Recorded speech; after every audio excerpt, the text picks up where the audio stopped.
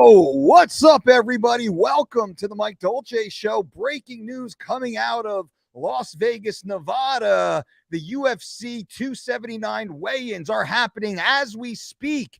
And Khamzat Chimaev misses weight by 7.5 pounds. This is a breaking story. It's unfolding as we go. My phone is blowing up. I have people on the ground behind the scenes as we speak. Let me show you briefly what happened here. Thank you to the UFC MMA Junkie for allowing us to use this window. And let me show you Khamzat stepping on the scale. And I'm going to walk you through this.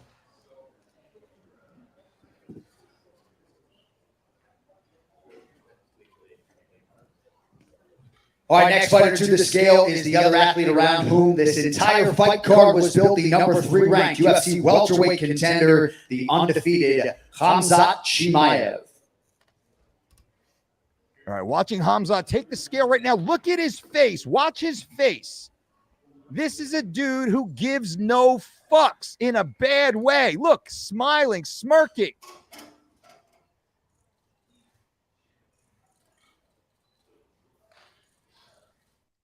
He knows he's overweight.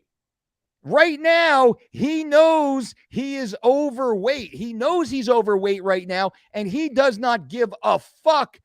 Not because he's a gangster, because he is throwing the fight. Now, I'm going to explain this further. Let's continue on here.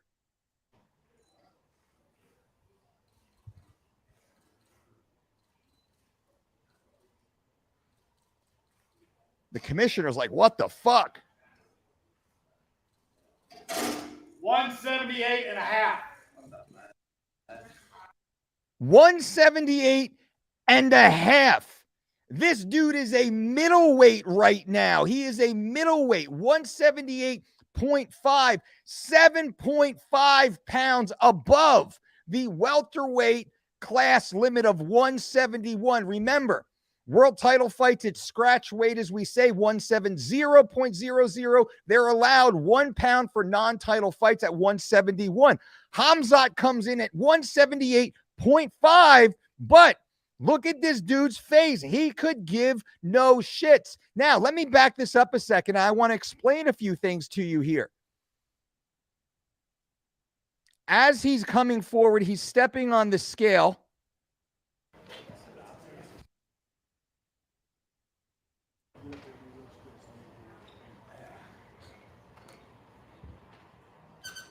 He's smiling. He's laughing. Look at his body, though. Look at his body right now. Look at his face. Let me tell you, ladies and gentlemen, I've been to more UFC weigh-ins damn near than Dana White throughout the course of my career. I'm the 4-time World MMA Trainer of the Year, the most successful weight management coach in the history of combat sports. For those of you new to the channel, new to me, I have more experience bringing athletes to the scale on weight, on time than anybody in the history of the sport, with respect. Khamzat's body right now, this is not a man who's sucking weight hard. This is not a man who's cutting weight hard. Look at his eyes. Look at his body. I can still see fat on his body. I can still see water on his body. I can still see his face fully fresh, fully healthy. This is a man who is sandbagging right now. He had no intention of making the class limit. He's coming in here to sandbag Nate Diaz and the promotion, but there's more. Let's finish this way, and I'm going to bring you behind the scenes on something that's happening right now as we speak. Look at his body. That's a healthy, fit, strong body. He's not sucked out like these other athletes. Look at his face. He gives no shits. He could care less. This is on purpose. This is intentional. Joking, 178 and a half, the official weight for Khamzat Chimaev. 7.5 pounds. I am disgusted. I am disgusted with this. Now, as he gets back on the scale, he does the little flex for the crowd. Looks great. He looks amazing right now. He looks big. He looks strong. He looks healthy, and that's his plan. His plan is to pull up short and to sandbag. I speak about this all the time. Athletes want to gain an advantage. He's choosing not to go down to the class limit, not to feel as weary as it will take him to stuff himself. He's a big dude into this lower weight class. Then I think back, what happened versus Gilbert Burns? Khamzat Chimaev gassed out in 7 minutes versus Gilbert Burns and barely got to the end of that 3-round fight. He knows he's fighting Nate Diaz in a 5-round, 25-minute fight. He knows there is no way he can match Nate Diaz's gas tank. Therefore, look at that physique right now. He is fresh. He is healthy. He is lean. He's well prepared for a 25-minute fight, as long as he doesn't drop below the weight he's at right now. If he has to squeeze out another 7.5 pounds of fluid, and let me show you. Whoa. If Khamzat has to shrink down this much fluid, this is what he weighs over. 1 gallon is slightly less than 8 pounds. He has to lose approximately this much more water. And what will happen? He will lose his ability to perform later in the fight. And all the health freaks, all the woke BS betas out there will say, well, weight cut shouldn't be allowed anyway. It is allowed. And until it's not, these are the rules. Khamzat knows the rules. Everybody knows the rules. This dude is sandbagging right now. Shame on him, but will the fight happen? Let me explain this in a moment here. As he walks off the stage, and let's see this. Let's see Nate Diaz take the stage right now. I'll shrink me down. You don't want to see me. You want to see Nate. Nate Diaz. Boom. Running to the scale, fist bumping. Now, Nate's a 55-pounder. 171. 171, the official weight for Nate Diaz.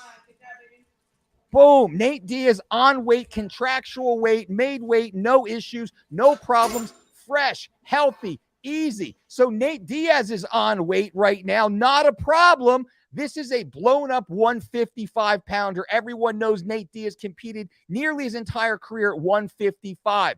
So he's a 155er moving up to 170. Khamzat is a 185-pounder squeezing himself down to 170, and he can't even make the weight. He didn't even make the weight, and shame on him for that. Now, as we move forward, I want to share one more thing right now that is breaking. Conversations are underway at this very moment as to whether or not, number one, the Athletic Commission will allow this fight.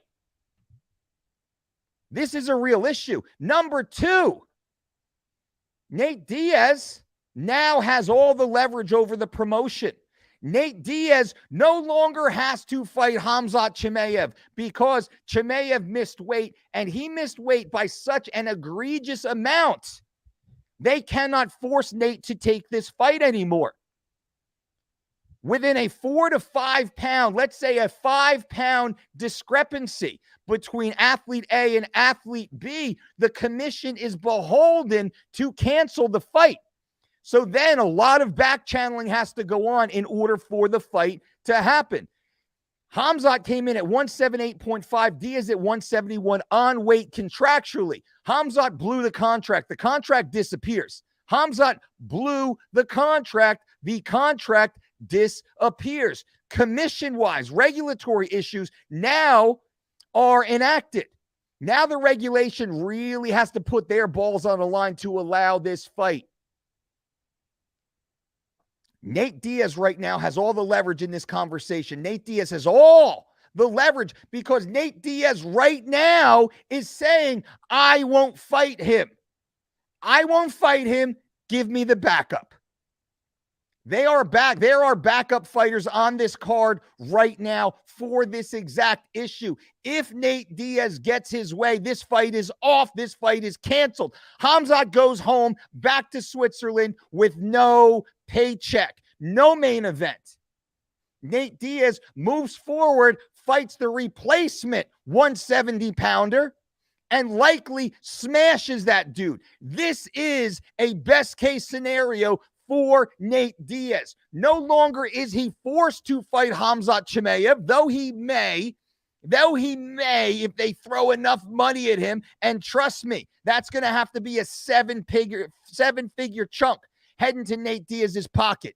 Nate Diaz is in control of this fight. Nate Diaz is in control of this card. Nate Diaz just reclaimed control of his career because Khamzat sandbagged, missed weight by 7.5 pounds. Now think about that. Nate Diaz right now can say, I'm not fighting him. He missed weight. He's over the safety cap as per the commission. You cannot make me fight this guy. In fact, you might not be able to make the commission allow this fight to happen. Therefore, they have to keep Nate Diaz on the card. Nate Diaz falls off this card, the entire card falls apart. Nate Diaz has to stay on this card. Khamzat doesn't.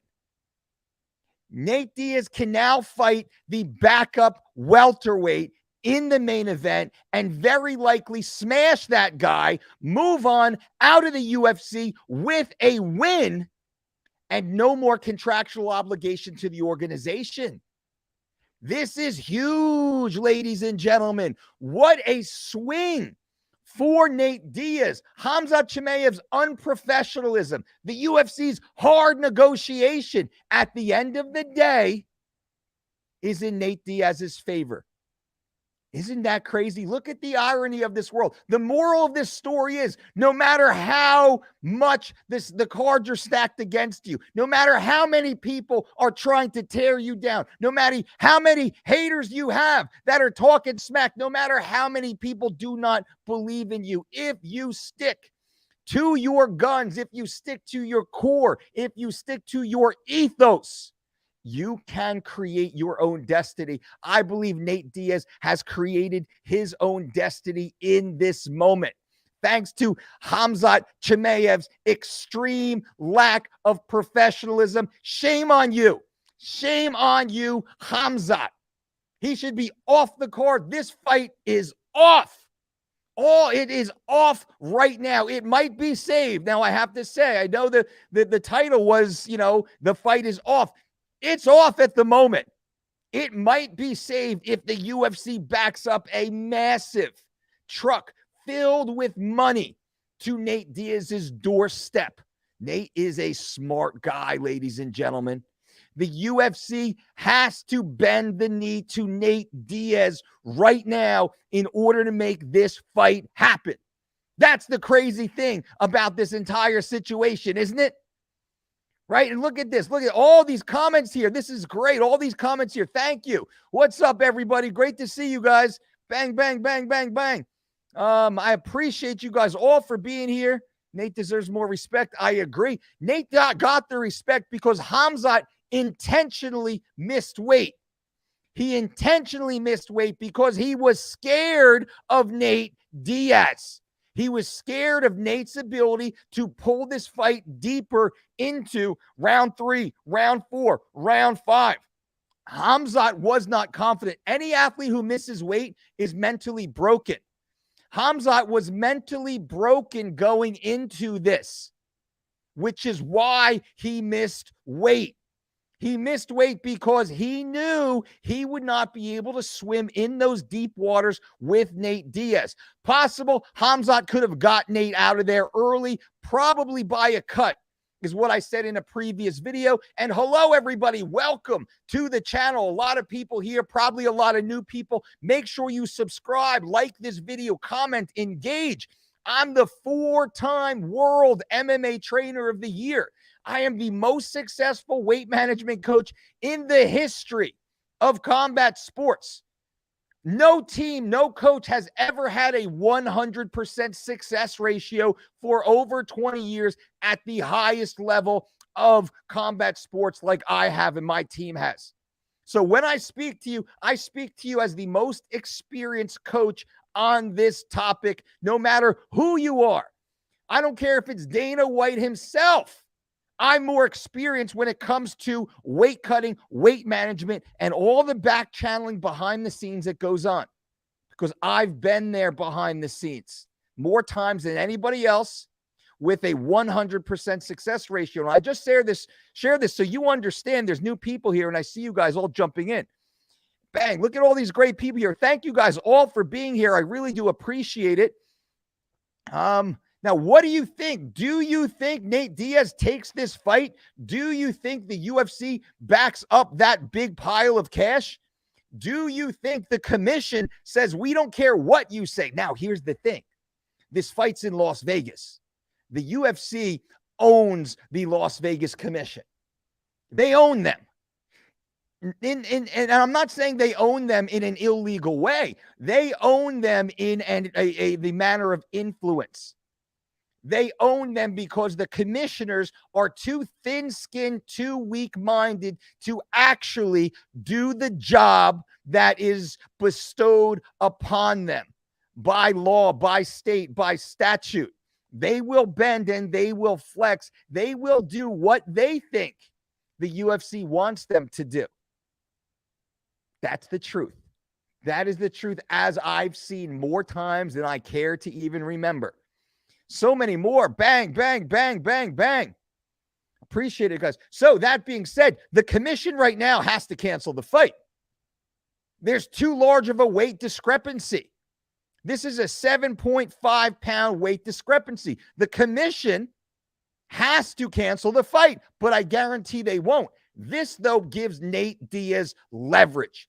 Nate Diaz now has leverage over the UFC because Khamzat broke the contract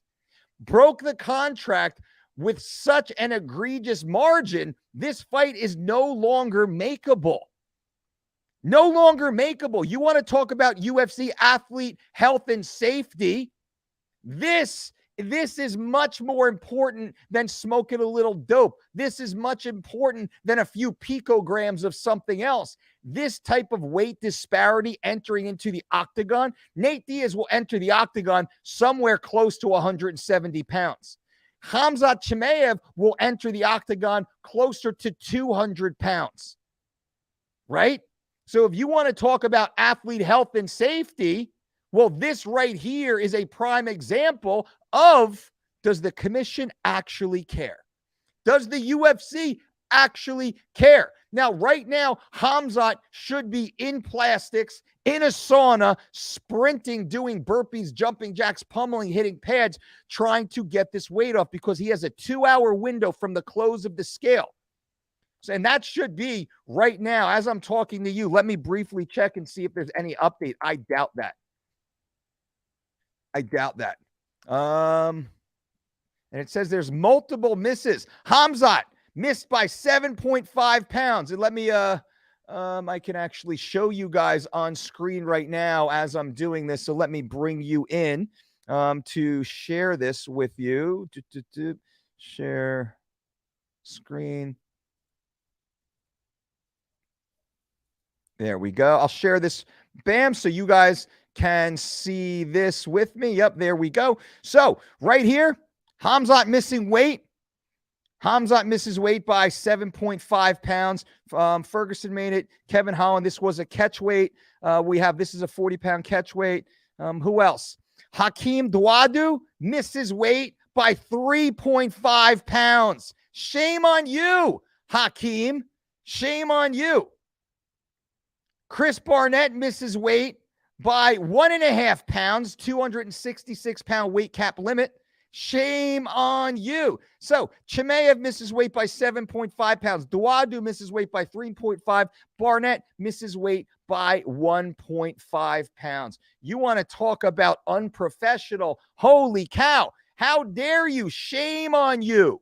Shame on you guys. And for those watching right now, jumping in, let's briefly see Khamzat on the scale. Next fighter to the scale is the other athlete around whom this entire fight card was built, the number 3 ranked UFC welterweight contender, the undefeated Khamzat Chimaev. Watch his face, watch his smile, ladies and gentlemen. Dude does not care, and shame on him for that. And thank you all for being here. I appreciate you guys. Subscribe to this channel, like this channel. Look, Khamzat is smiling right now. He's laughing. He's joking. He thinks this funny. He's raising his eyebrows like he's on a Ben Stiller comedy. The commissioner's like, holy shit, how much? He's tapping and tapping and tapping and tapping. He's like, 178 and a half. Joking, 178 laughing, and a half, the official flexing. weight for Khamzat This Chimaev. was premeditated, in my opinion. I've been to enough UFC weigh-ins. I've been at the scale so many damn times. I can tell when an athlete is doing this intentionally. In my opinion, Khamzat Chimaev missed weight on purpose to sandbag this fight and gain a perceived advantage against Nate Diaz, who now I believe Khamzat is truly scared of. Khamzat knows he cannot compete with Nate Diaz. He knows he cannot stand the fire that Nate Diaz will be bringing, which is insane because Nate Diaz is a 155-pounder who moved up. Khamzat is so big, he cannot even move down and make the welterweight class limit.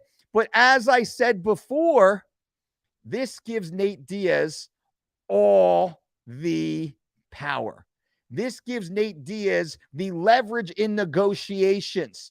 This gives Nate Diaz the ability now to control his own fate on his exit outside of the organization. How incredible is this for Nate Diaz? What a gift Khamzat Chimaev's unprofessionalism has given him. What a gift. Nate Diaz now is in hard negotiations behind the scenes with the UFC. This fight is definitely not a guarantee. And I'll say right now, this fight is more likely not to happen than to happen, because they have a backup on the card right now. Nate Diaz's team wants to fight the backup as a double middle finger to Khamzat, to the UFC, and to all the naysayers, right? Why wouldn't Nate Diaz want to fight a normal-sized welterweight that's not named Khamzat Chimaev? Why would Nate Diaz want to big up Khamzat Chimaev? Why would Nate Diaz want to give Khamzat the opportunity? Why would Nate Diaz intentionally say, yes, I'm going to go out there and fight Khamzat, who I already knew was a bigger guy, who I already knew was a troublesome matchup, but I'm going to go out there and fight him and give him a 7.5-pound weight advantage? Why would Nate Diaz, his team, his coaches, his management, his training partners, his brother Nick Diaz, why would anybody say that's a good idea? Everybody behind the scenes says that's a terrible idea. You got them by the balls. Now make them kneel. Make them kneel. And that's exactly what Nate Diaz is doing. Exactly what he's doing right now.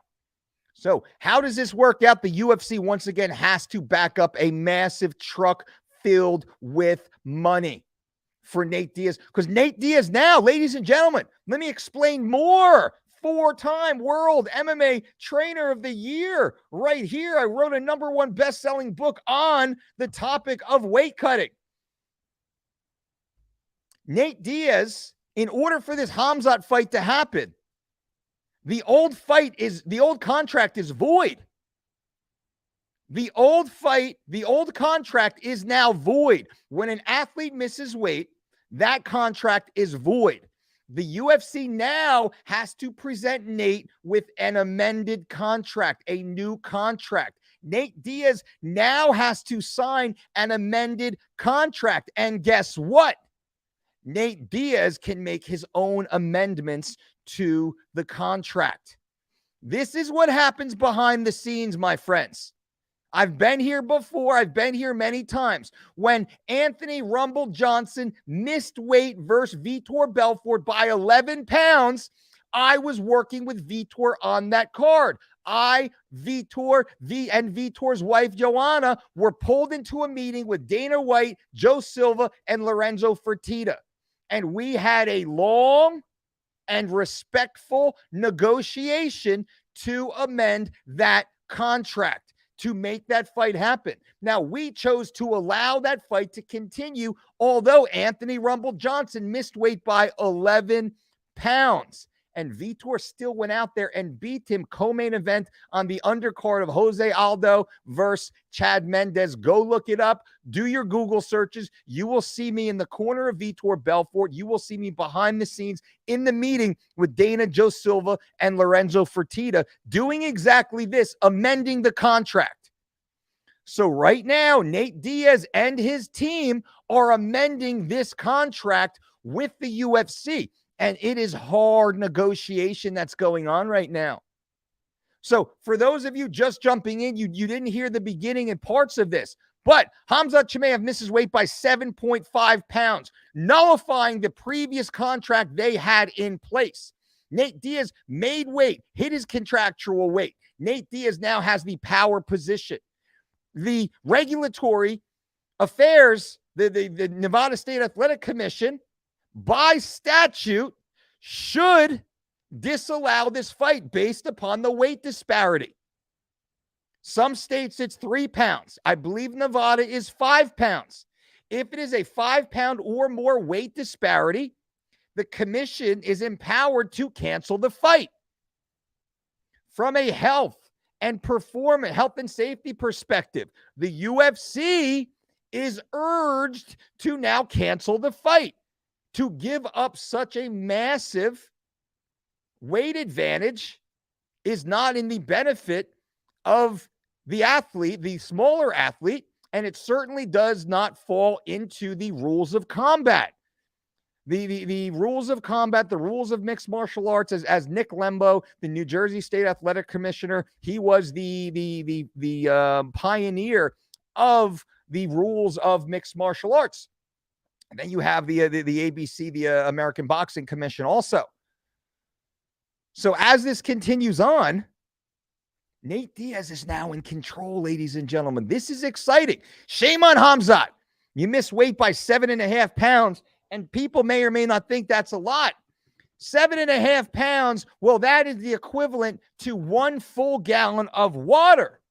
Or let's think about it differently. Go to your grocery store right now, pick up 7 16-ounce flank steaks. Put 2 on your chest, put 2 on your back, put 2 on your quads, put 1 inside your cup, and put the other half on your lower back. Boom. That's a lot of weight to give up. 7.5 pounds is a ton of weight. Now, here's the question. Khamzat falls off the card. Nate Diaz says, nope, I'm not going to do it. The UFC doesn't want to back up the truck and give Nate an additional $10 million. I'm hearing some crazy numbers. I don't know if it's exactly 10 mil, but I know it's more than 1. I know it's more than $1 million that Nate's asking for. So let's say the UFC doesn't go $10 million to keep Khamzat on the card for Nate to fight him. Who is the backup? Well, there's none other than Mr. Tony Ferguson on the card. El Kooky. Tony Ferguson is fighting at welterweight. Tony Ferguson weighed in at welterweight for this card. Tony Ferguson is fighting Li Jingliang. Tony Ferguson weighed in at 171, exactly what Nate Diaz weighed in at. Let me just briefly show you here so you guys can see what the numbers look like. Khamzat misses weight by 7.5 pounds. Nate Diaz 171. Tony Ferguson, bang, 171. Now, ideally, we would have seen Kevin Holland if Kevin didn't have this catch weight, but Kevin's previous opponent fell out. They said a catch weight, not Kevin's fault. That would have been a good matchup, I think, Nate and Kevin. But I digress. Tony Ferguson now, former UFC welterweight interim or lightweight interim world title holder. Tony Ferguson, perennial top contender. Tony Ferguson, who's gone through a bad stretch in his career. Tony Ferguson, who does not look like the athlete he once was. Tony Ferguson, a similar age, a similar experienced veteran to Nate Diaz. Who does Nate want to fight now? Does Nate want to fight the blown up middleweight Khamzat Chimaev that just missed weight by 7.5 pounds? That is a ground and pounder? Or does Nate Diaz want to fight a blown up lightweight like Tony Ferguson, who's in the twilight of his career? Not an amazing power puncher, not an amazing submission artist. Very good. I'm a fan of Tony. But who does Nate Diaz want to fight? Who's the better fight for Nate Diaz? Who will get paid the same? Worst case scenario, Nate Diaz gets paid exactly what he was going to get paid to fight Khamzat. That's the worst case scenario. Nate Diaz will not take a step down in his pay tier. He will likely take a step up just to step in there because Khamzat missed weight. If Tony fights, let's say now, Tony is the guy. Tony Ferguson now is the replacement guy. And that's what I'm hearing. There's also another mystery fighter who is weighed in at welterweight. Who that is, I'll keep that quiet for the moment because I don't have extreme confirmation on that. I've heard 3 specific names, which is not uncommon to have a few guys eligible and ready. All blown up 55ers, though, by the way. So now, if you're Nate Diaz, and let's play a little MMA math. If you're Nate Diaz, do you raise your hand and say, yeah, I'll fight Khamzat, who's been talking smack, who's not a great matchup for me, who the UFC desperately wants to win, who missed weight by 7.5 pounds? I'll fight that guy and give you everything you want, UFC. Or does Nate Diaz double middle finger, say, F you, UFC, because you guys tried to screw me on the way out? Flip it. I'm now going to screw you. I'll fight Tony, which is not a bad fight. Nate Diaz versus Tony Ferguson, that's going to be a good fight anyway. That's a pay-per-view fight. That's a good main event. We roll back the clock a couple years, every one of us here would have been drooling to see Nate Diaz versus Tony Ferguson. We'll take it now. It's kind of like the Floyd Mayweather, Manny Pacquiao past their prime. We would have loved to have seen the fight 5 years earlier, but we all paid out of pocket to watch it happen. And as we thought, Floyd won. In this one, Nate Diaz goes from being a heavy underdog versus Khamzat to a heavy favorite versus Tony Ferguson, where Nate Diaz now has the opportunity, has the potential, has the leverage to fight out his last fight on the UFC contract on his terms. To fight Tony Ferguson, walk out of the UFC with a huge payday, because Nate's getting paid big time for this one. I know what Nate's getting paid. It's not fair for me to say because that's his money. I know what Nate's getting paid. Nate's getting paid very well for this fight. Does he deserve more? Everybody does. I don't care if you're a barista, you're a plumber, you're a bouncer, you're a car salesman, you're a stay-at-home mom. You deserve more money too. Nate deserves more, but Nate's getting enough. He's getting a nice chunk right now. He's going to walk out of here. He walks out of here with a big win. Guess what? His quote just doubles. His fight versus Jake Paul doubles. Doubles. And don't be surprised if you see Nate Diaz fight Anderson Silva also. You're going to pay to watch that too. Does Nate have the option to walk away from the UFC without another fight? Yes, but no. He won't be able to. The UFC will bury him in paper, and he will not be able to walk away. Nate will have a good case that he can. The UFC will have a good case that he can't. And that will become a highly drawn-out legal battle. Nate will never win that battle. They will simply stuff it in court, not allowing Nate to fight in the UFC or elsewhere. Nate will go 5-10 years without ever fighting. Nate would have to. Nate would have to fight. Bobby C. Look at this, Bobby C. Let me, I'm going to screenshot this right here as a quick aside. Bobby C just finished our 12-week Living Lean program and lost 46 pounds plus another 2 for a total of 48. So Bobby Lee's following the Living Lean program at thedolcediet.com. Everybody consider checking the links below. Support the channel. I appreciate that. We are here to help you live your best life.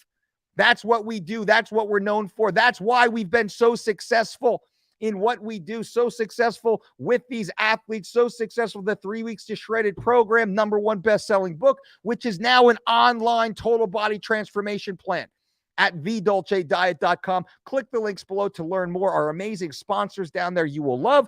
Also, I am running a Dolce Diet certification and fitness conference in 2 weeks, September 23rd, 24th, and 25th. I will teach you everything I know about nutrition, dietetics, and sports performance science, as well as building your own business and brand. So click the links below that.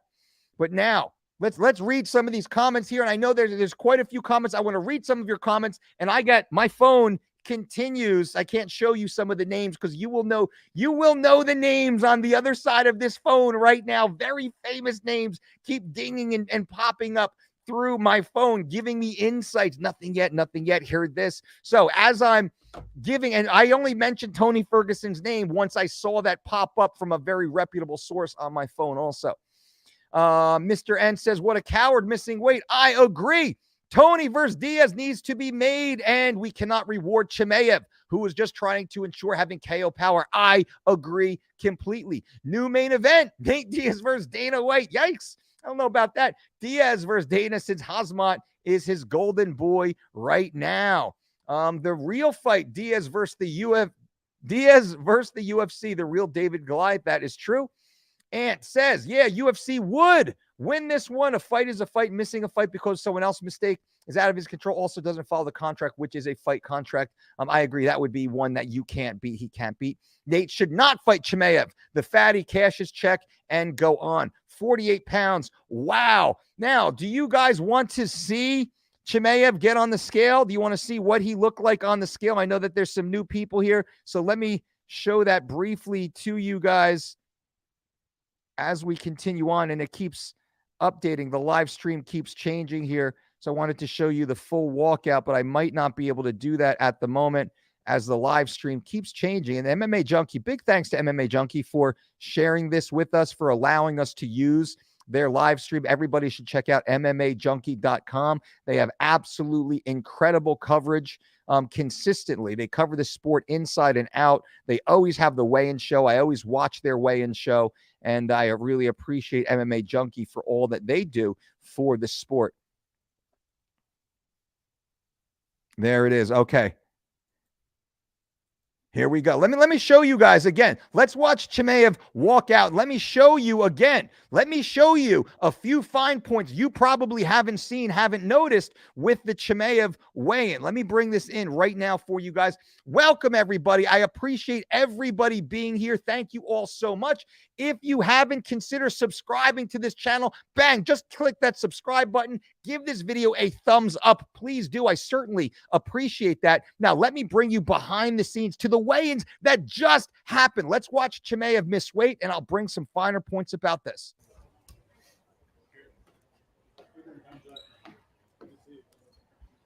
Watch his face. Watch his smirk. Smiling.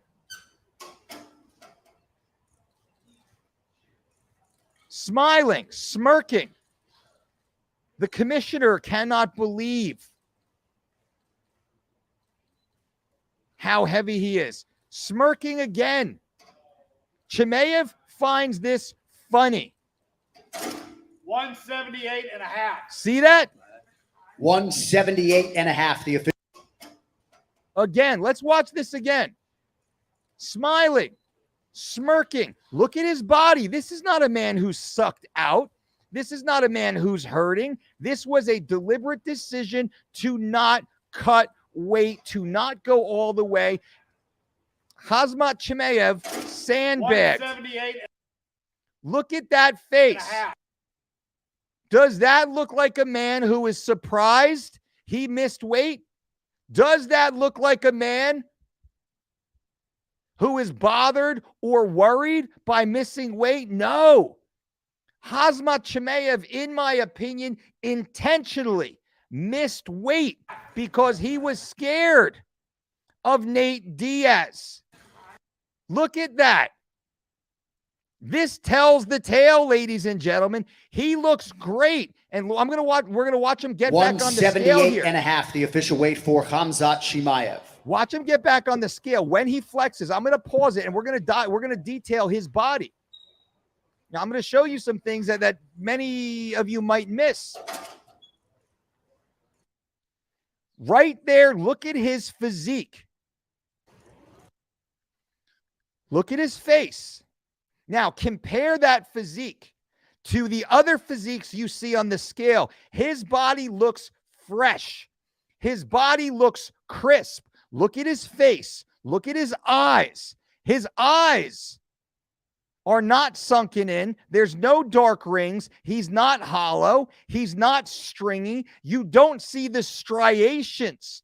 Why is that? Because there is still a large film of water as he looks lean. So he has lower levels of body fat. I could see he could probably lose a little bit more body fat off of this physique. There's more fat for him to lose. Also, there is a deep layer of water that is very easy to see. There is no vascularity popping through. There are no striations. There's just definition. He has great definition. His face looks fresh. Nobody's going to look at him and say, oh my God, this guy looks hurting. He does not look hurting. He is not hurting right now. And that was his point. That's his goal. That was his intention. Khamzat Chimaev intentionally pulled up short. In my opinion, of course, I'm not inside his camp, but I've seen this too many times. Khamzat Chimaev intentionally missed weight because he did not want to have to go down the 171 because he knows if he did, he would lose shape. He knows because when he fought Gilbert Burns, remember, Khamzat Chimaev's last fight was against Gilbert Burns, and that was an ugly fight. Chimaev gassed out in the second round against Gilbert Burns, who I'm good friends with Dorino. I lived with Gilbert for a while. Good friends with Dorino. Gilbert is a smaller guy. Gilbert is not a big guy. Gilbert is a 145-pounder, blown up to 55, and now fighting at welterweight because he's that good and that tough, but he's not that big. Nate Diaz is a big man. Nate Diaz towers over me. I tower over Gilbert. Chimaev, on the other hand, Chimaev is a big man also. Chimaev is a middleweight that was able to stuff himself down to 170 pounds previously. But when he fought Gilbert Burns, he felt what it feels like to fight top talent, which Chimaev has never fought top talent until he fought Gilbert Burns. Gilbert Burns fought for the UFC welterweight world title. Chimaev had his first glimpse of how it feels to fight somebody at that level, and Chimaev could barely get to his stool after the second round. He was exhausted. He was sloppy. He had no more technique, no more pump to his power. He's tough. I'm not saying he's not tough. Chimaev is fucking tough. All these athletes are tough. And the prelim, first fight on the prelims, that is a tough dude or gal. Chimaev is a tough guy. They're all tough. But inside, they have that doubt. And this is where athletes mentally break.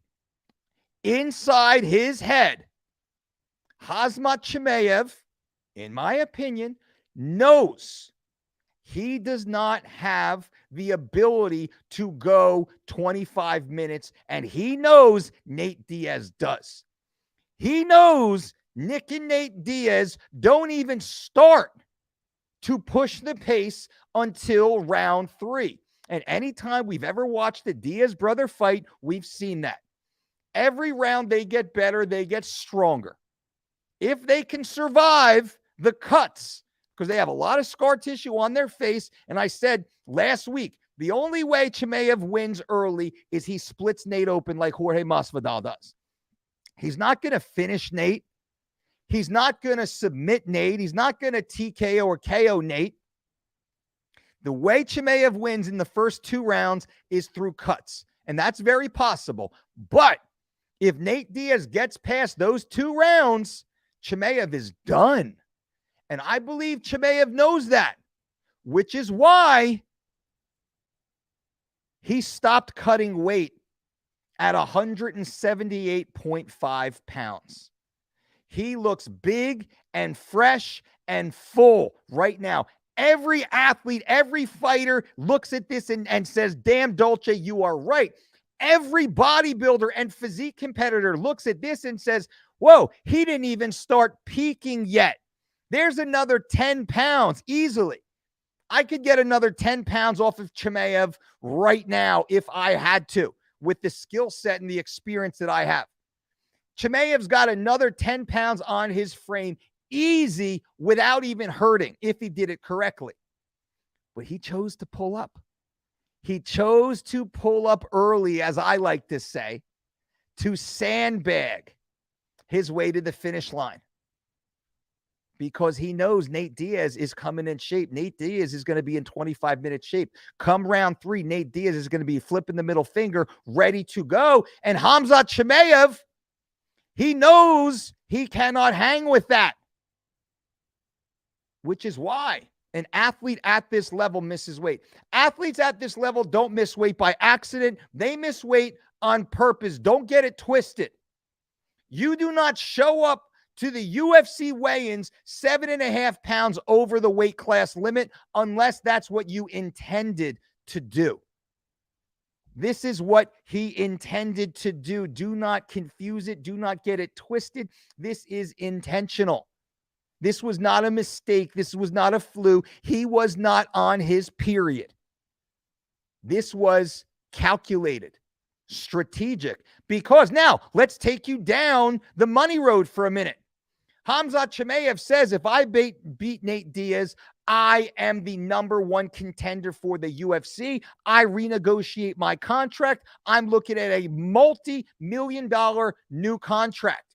But if Khamzat Chimaev loses to Nate Diaz, he loses favor with the UFC. He loses favor with the fans. Khamzat Chimaev is supposed to win this fight. All the media has been saying that Nate Diaz is going out to slaughter. Khamzat Chimaev is going to slaughter Nate Diaz. Therefore, the expectation, Khamzat Chimaev must now destroy Nate Diaz. Anything less than that looks like a loss, and it tarnishes Khamzat's image. I can't blame Khamzat for that. I blame the MMA media for that. But now Khamzat knows it because he reads his own press. Khamzat and his team know if we don't go out there and finish Nate Diaz, that's not good, but we get the win, we move forward, we fight for the world title, and we have a new 7-figure payday waiting for us. But if Khamzat Chimaev goes out there and misses weight, if Khamzat Chimaev goes out there, gasses out in round 2, like he did against the much smaller competitor, Gilbert Burns, he goes out there, he gasses in 7 minutes against Nate Diaz. He barely makes his way to the scale at the end of round 2, or to the stool at the end of round 2, like exactly what happened when he fought Gilbert Burns. He can barely stand up and barely walk out to round 3 against Nate Diaz. He knows he's toast. Chimaev and their team, they know he's toast. They know he can't go 2 rounds, let alone 3 more rounds. So what do you do? You pull up short. You miss weight by 7.5 pounds. because mentally you're already broken. Mentally you're weak. Mentally you're looking for any form of advantage to fool yourself into thinking that now you have a chance. And that's what I believe has happened to Khamzat Chimaev, and why he missed weight by 7.5 pounds, ladies and gentlemen. Think about that. This is one of the largest weight cut misses in the history of the UFC. We're not talking about a half pound, 1 pound, 2 pounds. We're not talking about that. Barely. That's calculating error, budget dust, as we say. Anton says he won round 3, but by the skin of his teeth. Gilbert was on his way to making a comeback. If that was a 5-round fight between Gilbert and Khamzat, I had Gilbert winning. I felt Gilbert would have finished Khamzat in round 4 or round 5 if that was a 5-round fight. What do you think Nate Diaz would do to him? Nate Diaz and Khamzat, they look eye to eye to each other. Gilbert Burns, who I love, is a full head height shorter than Khamzat. Gilbert Burns, 5'8". What's Khamzat and Nate? 6'3"? I've stood next to Nate. Nate looks like a giant. As I said earlier, I'm good friends with Gilbert. I love Gilbert Burns. We train together. We live together. We've been in camps together. I'm a bigger guy than Gilbert. Nate is a bigger guy than me by far. Khamzat knows that. A lot of Tyler says, anyone saying Diaz scares, no one would fold in front of him. Nate Diaz is never scared. Khamzat has made a lot of money. Much love, Khamzat. I don't know about that. He hasn't made a lot of money, not UFC money. Unless you're making tens of millions of dollars, you haven't made a lot of money yet.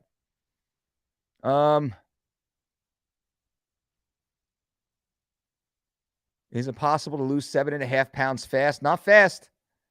Nope, not fast. But as I was saying before, let me get back to this. So think about now, contractually, remember, let's follow the money for a minute. Khamzat goes out there.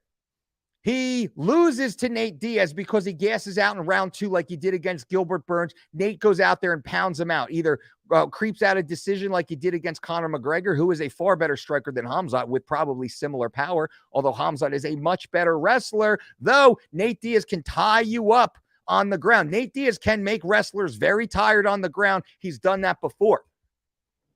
And Nate Diaz can get you like he did to Gray Maynard years ago, remember? And many others. So, Khamzat says, shit, if I go out there, if I lose to Nate Diaz, guess what? I'm no longer in the favor of the UFC. The UFC is not going to give me the perks that they once gave me. I am tarnished in the eyes of the MMA media and the MMA fans. I just got beat up by an old man from a weight class down that's on his way out and about to retire, and I got beat up. Khamzat goes from top contender to journeyman like that, and there is no more contractual perks.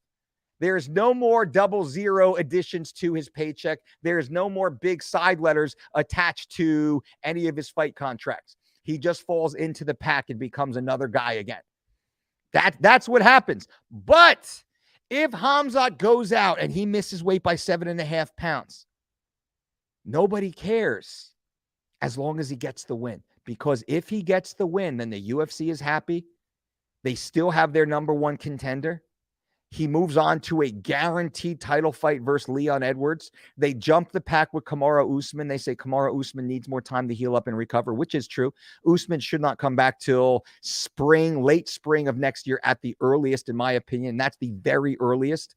If all of his med checks come back clear, all his neuro comes back clear now, which I don't think that's going to happen, Usman shouldn't come back for a full calendar year, which puts Khamzat as the number 1 contender immediately, coming off the heat of fighting Nate Diaz. So who cares if he missed weight? They did this with Josh Emmett a few years ago. I remember Josh Emmett misses weight terribly, gets a knockout win. He gets rewarded with a main event fight, his next fight. There's no penalty. There's no penalty to that. So now, let me back up here. Khamzat goes out there. He gets the win. Do you think he cares about giving 20% of his purse right now to move into a 7-figure payday in his very next fight? But if he gets 100% of his purse right now, loses to Nate Diaz, he's on a 5-figure deal at the moment. He's only getting 5 figures right now. 5 figures and 7 figures, ladies and gentlemen. You know the difference. You know the difference. And Khamzat has the skill set to beat Leon Edwards. Looking at Leon's last performance, I like Leon, but Khamzat saying, shit, I could take this dude down, pound him out. He doesn't have the jits. He doesn't have the ground skills. Khamzat can actually do some real work to Leon. Khamzat's not going to strike with Leon. Nate, on the other hand, Nate can make it ugly and drag you out and get you tired. Leon can't really do that. So Khamzat's like, fuck, I got to get past Nate Diaz in order to get to Leon and that 7-figure payday that Uncle Dana is waving in front of my face. Hunter Campbell already has it written up. He's just waiting for the signatures to come in. So why wouldn't Khamzat pull up short? What's the motivation for Khamzat right now to make weight? Think about this. What is the motivation for Khamzat to make weight at 171, knowing it's going to take a piece of his soul to do so, but contractually it's required? Professionally, it is mandatory. What's going to make him do that? And then he's got the demon of Gilbert Burns, we'll call it. Khamzat's got the demon of Gilbert Burns in his head, knowing I could not walk back to my stool at the end of round 2 versus Gilbert Burns. How on earth am I going to survive 25 minutes with Nathan Diaz? That's like, put your head in the mind of these fighters. That's happening. There is no incentive for Khamzat to make weight in his mind. Khamzat is intentionally pulling up to stack the deck to his benefit so he does not have to go deeper. Now, let's get rid of Khamzat for a minute. As I'm getting text right now from behind the scenes, literally in Las Vegas. All my friends that are I won't say work for the UFC, but I'm getting text messages from friends and coaches and athletes and other people that are back there. It is a shit show that's going on right now. The negotiations are deep at the moment. The negotiations are deep at the moment. So now Khamzat falls off the card. Nate Diaz, who now has all the leverage. Nate Diaz finally has all the leverage, ladies and gentlemen, right? Because the UFC was trying to F Nate on the way out the door. The UFC does not want Nate to win because he's leaving the organization. So the UFC says, fine, we're going to give you the toughest matchup against an athlete we want to build a future on, an athlete that can further open Europe, an athlete that is of Dagestani descent. So we have the Eurobloc nations, we have the rest of Europe, and he's exciting so the Americans will love him. This is an athlete you can build pay-per-views around, like they did against Andrei Arlovsky, as my buddy Chael Pisonnen had recently discussed. When Tito Ortiz was on his way out, they built up Andrei Arlovsky as the pit bull, the next monster, and that's what they're doing with Khamzat. It's good business. It's simply good business. But now, let's say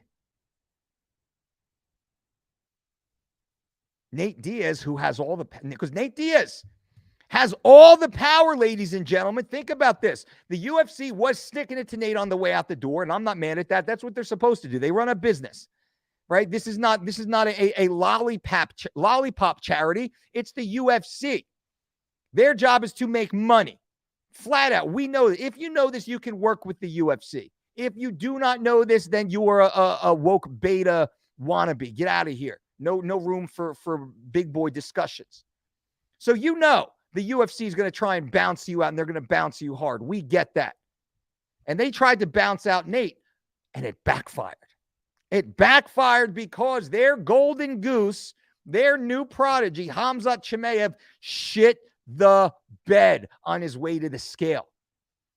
which is, I mean, this is just poetry in motion.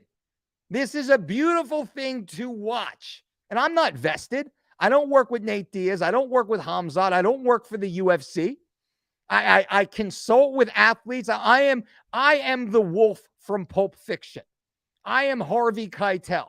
You show me where the body is, I will clean it up for you with regards to weight cut and weight management. So I work with athletes inside the UFC, Bellator, 1FC, PFL, and then all the other major organizations. That's what I do. I am a gun for hire.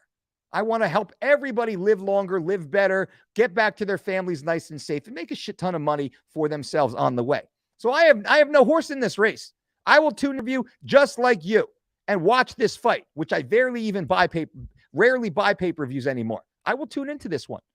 But now Nate Diaz has the power, and Nate Diaz and his team right now are negotiating with the UFC. Nate Diaz and his team right now is negotiating hard as fuck with the UFC. Why is that? Because when Khamzat missed weight, for everybody new here, welcome everybody. Thank you guys for being here. Mike Dolce, 4-time world MMA trainer of the year. I am the most successful weight management coach in the history of combat sports. You can see just a few of my athletes. That's me and the great George St. Pierre on stage right there. The amazing Ronda Rousey, Mirsad Bektik, Ronda, Chael Sonnen, Vitor Belfort, that goes on and on and on and on. I worked for the UFC, inside the UFC. I was bringing athletes to the scale in the UFC since before Dana White, Lorenzo Fertitas bought the UFC. Since before it was owned by Zuffa, I was working for UFC athletes, just so you understand how long I've been in this game. So when I speak to you, please understand I speak with more experience than almost anybody else. #1 bestseller of the most important weight cutting book in combat sports, 3 Weeks to Shredded. We have an online program. All the links are below. If you're interested in learning about any of that stuff, definitely take a look to learn more. I simply ask you, subscribe to the channel, give the video a thumbs up, and I'm going to give you some behind the scenes. So right now, I know for a fact that the team Diaz is negotiating with the UFC. Why is this? Because when Khamzat Chimaev missed weight, he broke his contract. When he broke his contract, that contract is now nullified. In order for any fight to happen in the main event of UFC 279, the UFC now has to present an amended contract to Nate Diaz and TBD. TBD is whomever Nate might fight. This is the negotiations. Because now, what are the two main points in a UFC contract? #1 is how much I get paid. #2 is who I fight. How much I get paid and who I fight. Khamzat broke his contract when he weighed in at 7.5 pounds above the weight class limit. He broke his contract. By breaking his contract, the UFC now has to amend the old contract and agree to the new contract with Nate Diaz. Nate Diaz now has all the power, because when the UFC wants to offer an amendment, Nate Diaz can offer his own amendments. And this is the negotiation that goes on. So as we continue on, we understand that the regulatory body overseeing this fight is the Nevada State Athletic Commission. The Nevada State Athletic Commission is empowered to protect the health and safety of the athletes. To protect the health and safety of the athletes, weight classes are established. Those weight classes allow for a small percentage above the weight class for the athletes to weigh in. In this case, the contracted weight class is welterweight, which has a cap of 170 pounds. The Nevada State Athletic Commission, as nearly every other commission, allows for what we call a 1 pound allowance. So that allows for 1 pound above the weight class, which is 171 pounds. Now, if an athlete misses weight above the weight class, the Athletic Commission is then empowered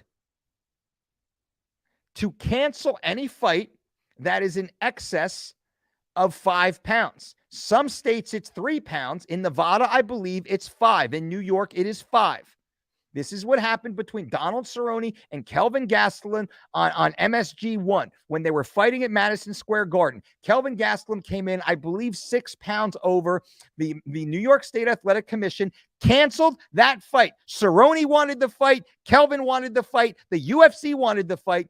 The New York State Athletic Commission canceled that fight because Kelvin weighed more than 5 pounds above the weight of his opponent.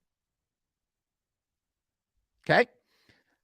Every athletic commission has that same regulation. Nevada also has that regulation.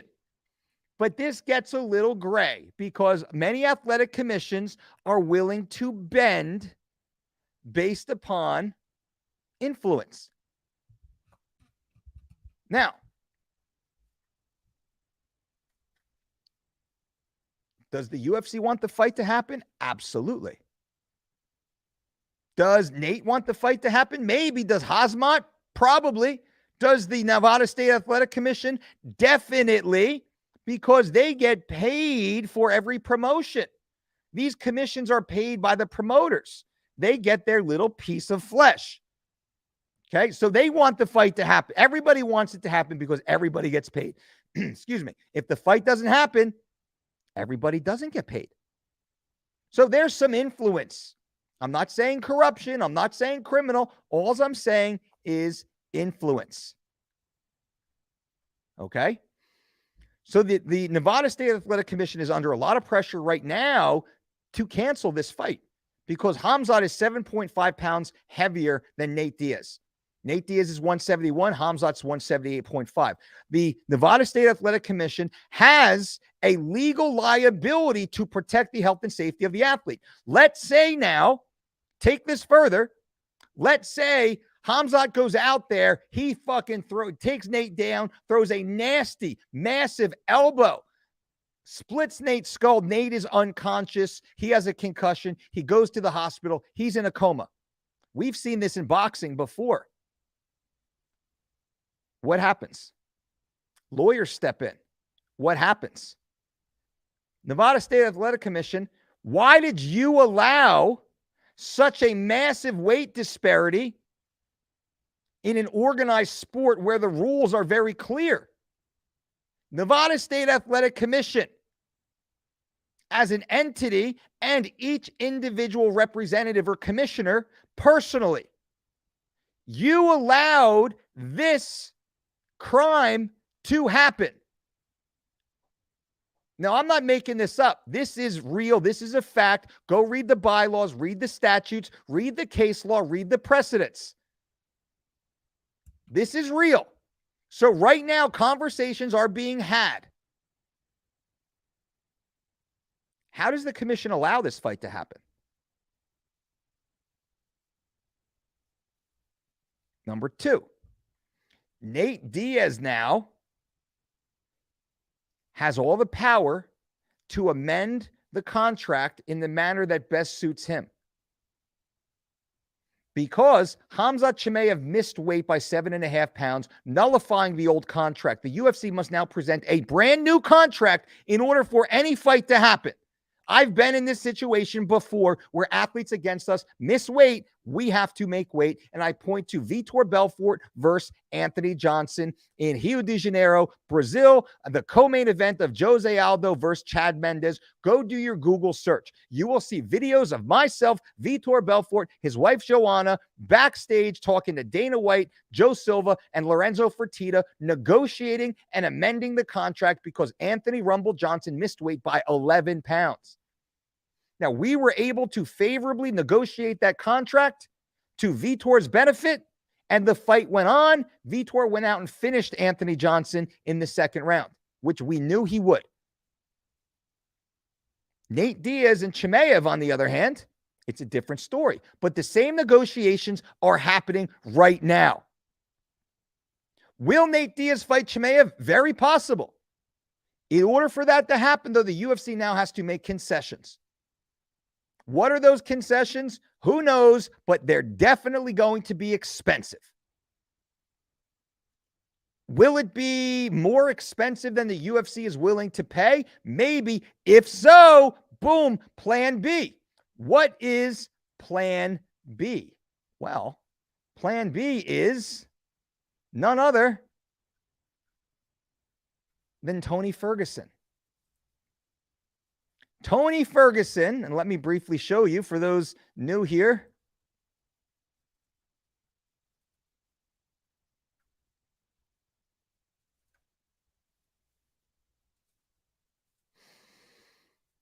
Hold on a second. I will pull up that screen. Bang, boom. There we go. Shrink me down.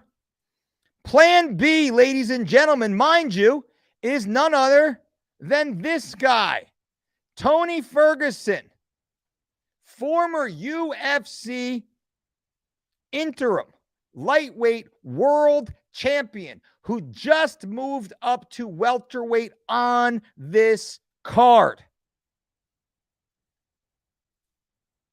The same weight as Nate Diaz. Nathan Diaz weighed in at 171 pounds. Tony Ferguson, former UFC lightweight world champion, still with a name, weighed in at 171 pounds. If Khamzat Chimaev is no longer eligible as an opponent for Nathan Diaz,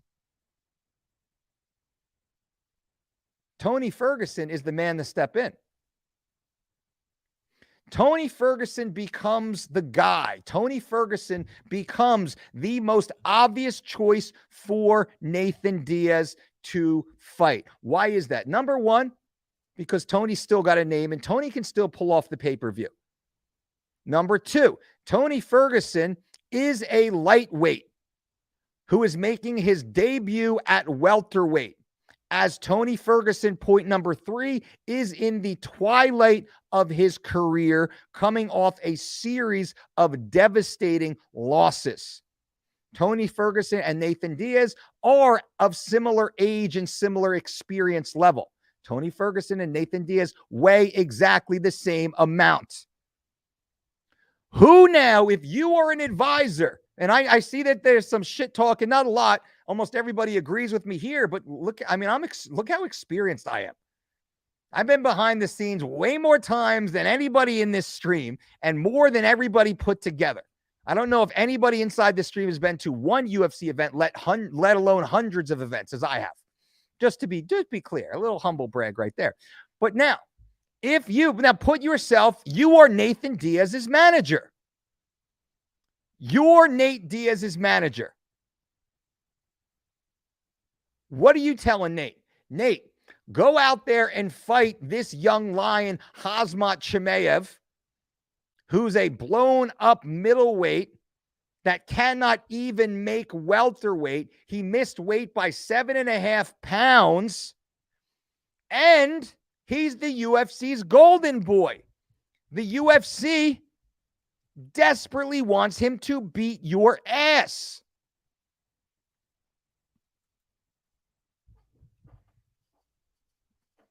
Do you want him to fight Khamzat? Or do you say, Nate, the UFC needs this fight. They need this card. They need you in the main event to sell this pay-per-view that they're so freaking vested. They need you to step up. Fight Tony Ferguson for the same money you were going to get anyway to fight Khamzat. Now, the UFC might sprinkle a little couple extra dollars Nate's way because Nate's probably going to want to amend that contract. Remember, when you amend the contract, it's 2 points, who you're fighting and how much you're getting paid. That's really it. That's it. Who you're fighting, how much you're getting paid. Those are the amendments. So if you're Nate's manager, now this is you right now. If you're Nate's manager, are you telling Nate Diaz to fight Khamzat? Or are you telling Nate Diaz to fight Tony Ferguson?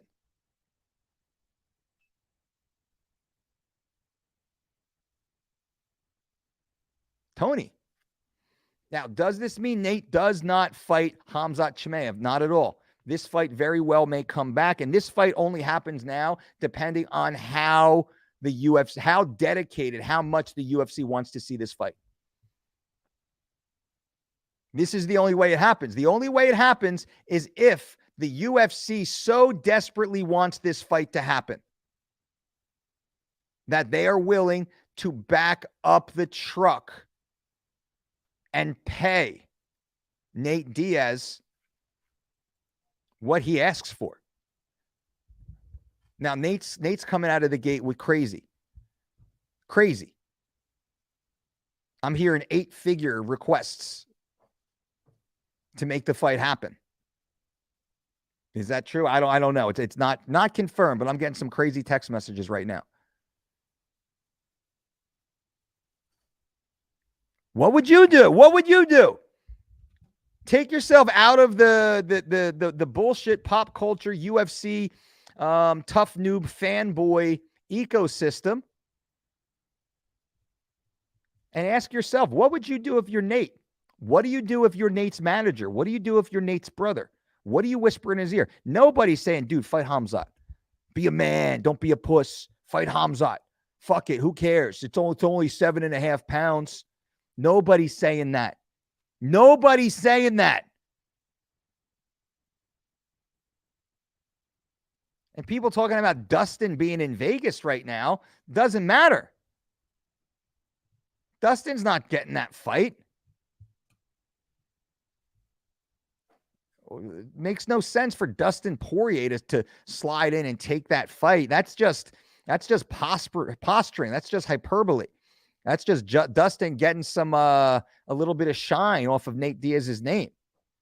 The UFC already has backups on deck, plus they have Tony Ferguson. It's not an accident. UFC is very intelligent with their matchmaking. It is not an accident that Tony Ferguson is fighting in the exact same weight class as Nate Diaz. It is not an accident that the co-main event is the exact same weight class as the main event. That's not an accident. That is on purpose. The UFC has done this before. You can slide a co-main event fighter right up into the main event to save the main event. This is what the UFC does. They've done it before. It's easy to do. This is the way to matchmake. It's an easy way to sell this fight. Now let's go see. Boot says, go for the 10 million or F off. Nate is no hero. He's a pothead. Well, he's a little, you can be both. Lucid Vibe, thank you. I appreciate the super chat donation. Very kind of you. Can the fight still happen? It absolutely can still happen. Absolutely it can. UFC still wins with a Tony fight. So I bet they won't offer much more to fight. Yikes. But Dustin can't take the fight. He would have to do pre-fight meds. They need 1 day. I agree. It's not going to happen. So it's just hyperbole. You have to be licensed to go. He's likely not. He's got to make weight. He likely can't. Dustin's a big dude anyway. Dustin gets up to 190. What happened? So I'm going to play the weigh-in video here, ladies and gentlemen. Do you want to see the weigh-in video? Give me a moment to pull it up. I will pull the weigh-in video of Khamzat, which some of you are joining in.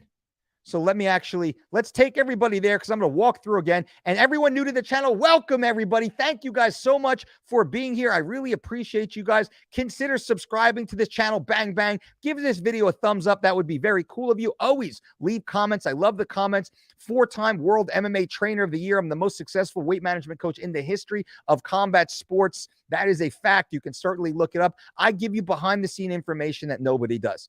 I'm not here just to talk about bullshit, internet, pop culture, clickbait, fasting versus carnivore crap. I give you the real deal. I tell you how it actually works, especially behind the scenes. Nobody in MMA media, nobody even in the UFC has the experience I have because I am in front of the curtain and I am behind the curtains. I can tell you the story of what's happening on both sides of that curtain like nobody else can. And I've been doing this for over 20 years at the most elite level.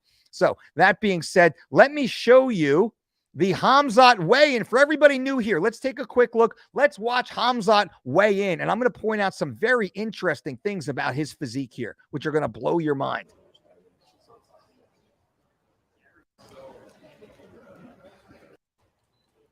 Let me back it up. Let me back it up. There we go. Wait for John Anik here. John Anik in the blue blazer. Back to us right now.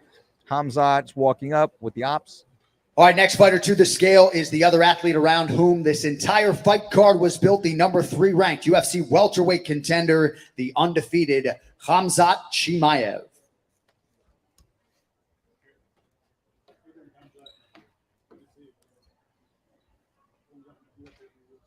Now watch his face. Watch be very clear, ladies and gentlemen. Watch Khamzat's face the entire time. Watch him smile. Watch him smirk. Watch his face. Smiling. Smirking. Joking. Smiling still.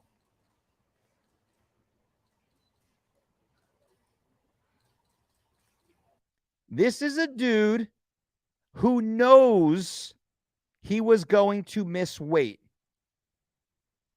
And dare I say, this is a dude who intended on missing weight. And I'm going to fill you in on what I mean here in a moment. Smiling again, still smiling. 178 and a half. 178. Watch. 178 and a half. Look at that face. Does that look like somebody who is bothered that he missed weight by 7.5 pounds? Does that look like someone who is disappointed in not fulfilling his contractual obligation? Or does that look like somebody who intended on this exact outcome, that this was a part of the master plan? That looks like a pretty happy guy. The plan has gone according to strategy. 178 and a half, the official weight for Khamzat Chimaev. So I want to point out what I see about his physique here. Laughing still.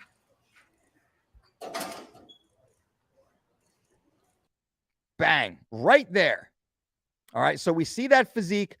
First thing I want to point to is look at his body, ladies and gentlemen. Dude looks great. Khamzat looks strong and lean. Dude is in shape. He looks excellent. But he does not look dry. He is not sucked out.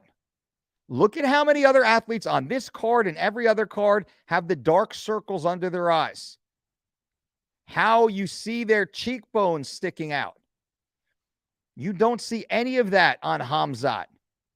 You see nice, rounded, full, fresh muscles. But he is not dry. There is no vascularity.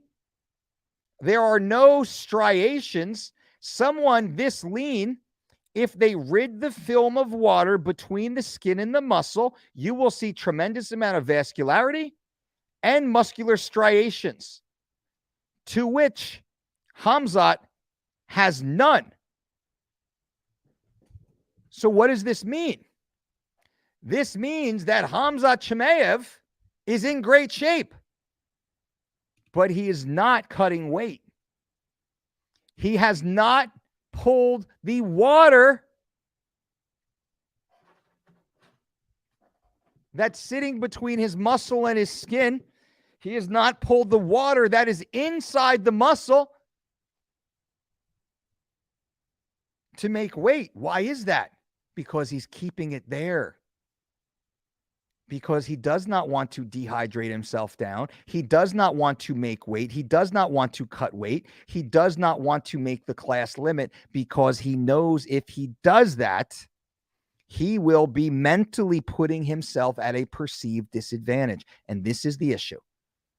Khamzat Chimaev in this photo on this scale looks fresh and healthy. And people will say, but Dolce, he should be fresh and healthy. I agree, he should. On weight. On weight. Nate Diaz was fresh and healthy on weight.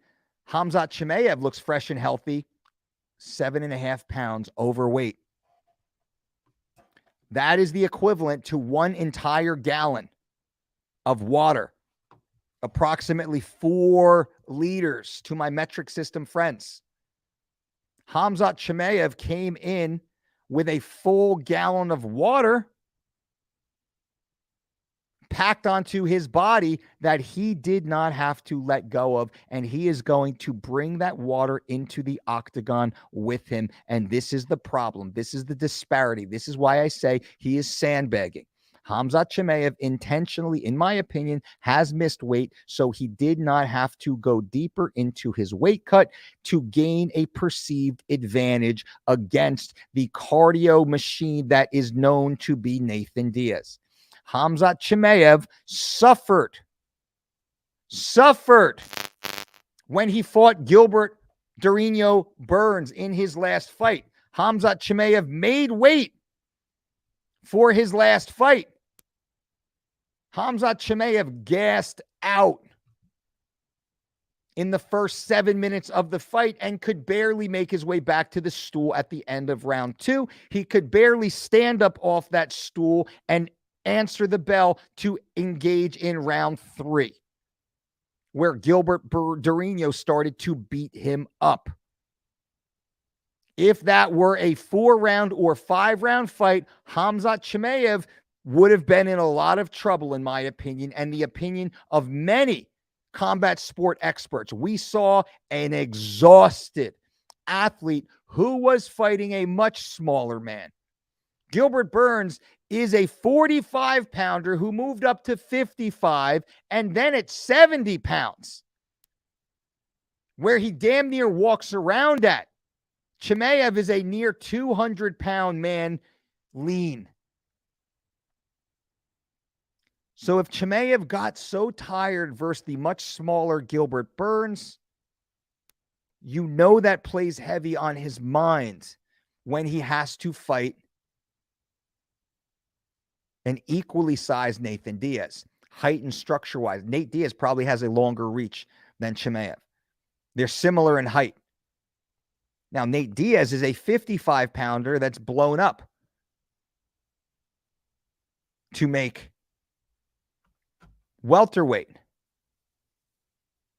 And let's watch Nate Diaz weigh in real quick, just so we can see the differences here.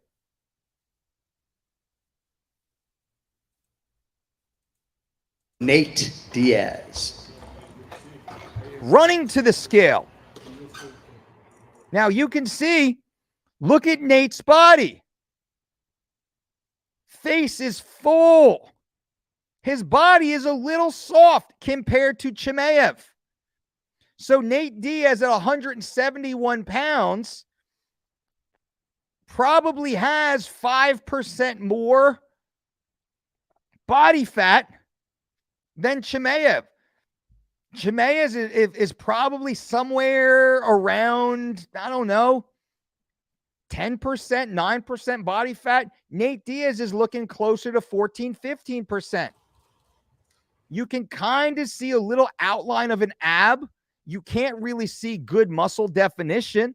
There's no delineation between the deltoid, the bicep, the tricep, the brachialis. The pec just kind of blends into itself.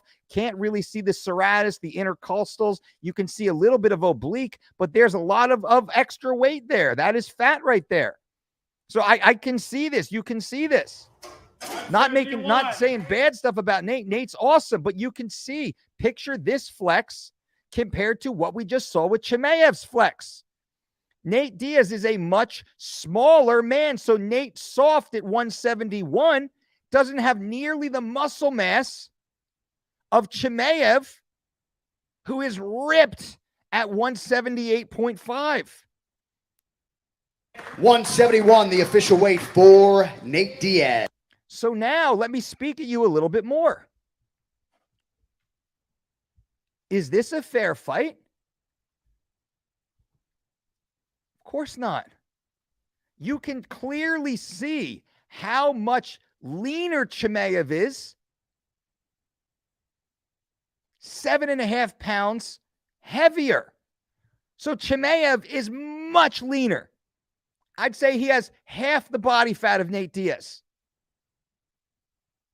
And while having probably 20 pounds more lean muscle tissue, if I had to make it and just a knee-jerk impromptu guess, Chimaev probably has 20 pounds more of muscle tissue. That is insane. That's almost 2 weight classes above. I mean, and let's keep it what it is. This is not a fair fight. We knew that going into it. We knew Chimaev was bigger. We knew he was younger. We knew he was more violent. We knew Nate Diaz was a lightweight moving up to welterweight. We knew Chimaev was a middleweight, big middleweight, squeezing down to welterweight to make this fight happen. Chimaev's already talked multiple times about fighting at middleweight for the rest of his career. This is a guy who has a hard time making welterweight, but he did against Gilbert Burns not long ago, a couple months ago. So it's not like he can't. He can. He chose not to. He chose not to, my friends. And this is my issue. Khamzat Chimaev chose to miss weight. It was not an accident.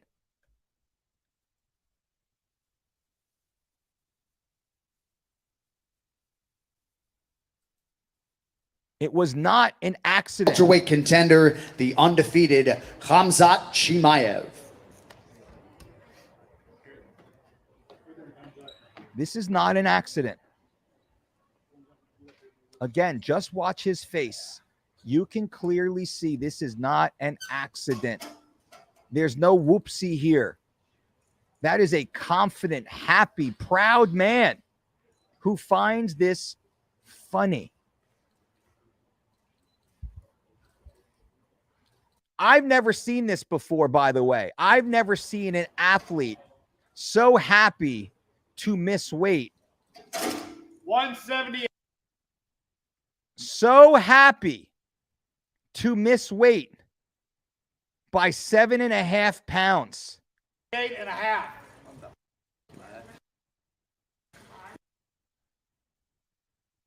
To show such disdain for his opponent. 178.5, the official weight for Khamzat Chimaev.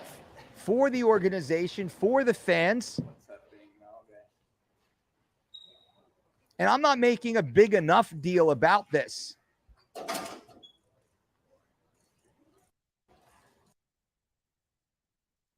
Dude looks great, right? He looks great.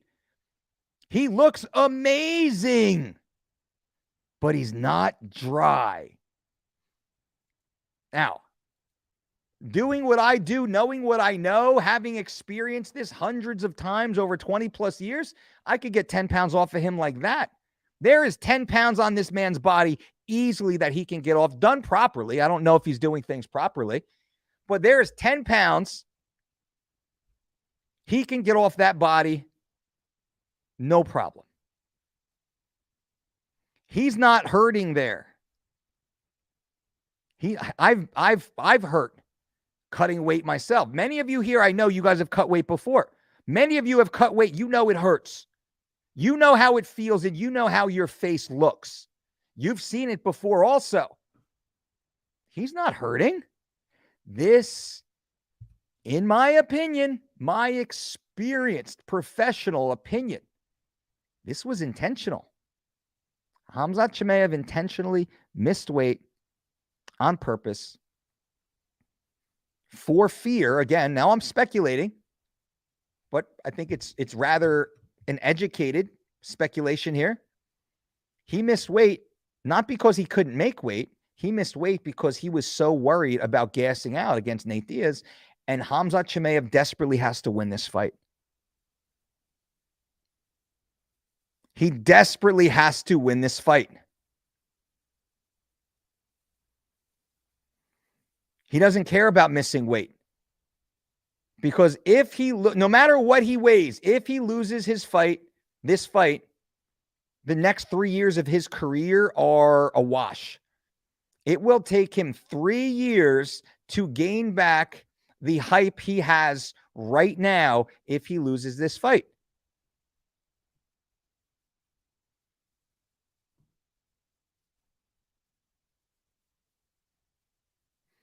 If he wins this fight, even by missing weight, if he wins this fight tomorrow, all the headlines talk about what a monster he is, how he beat Nate Diaz. And he is immediately the number one contender for Leon Edwards' UFC welterweight belt.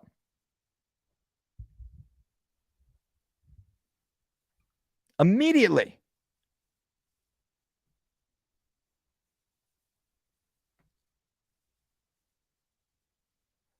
So why would he? Athletes have done this before. I've talked about this before.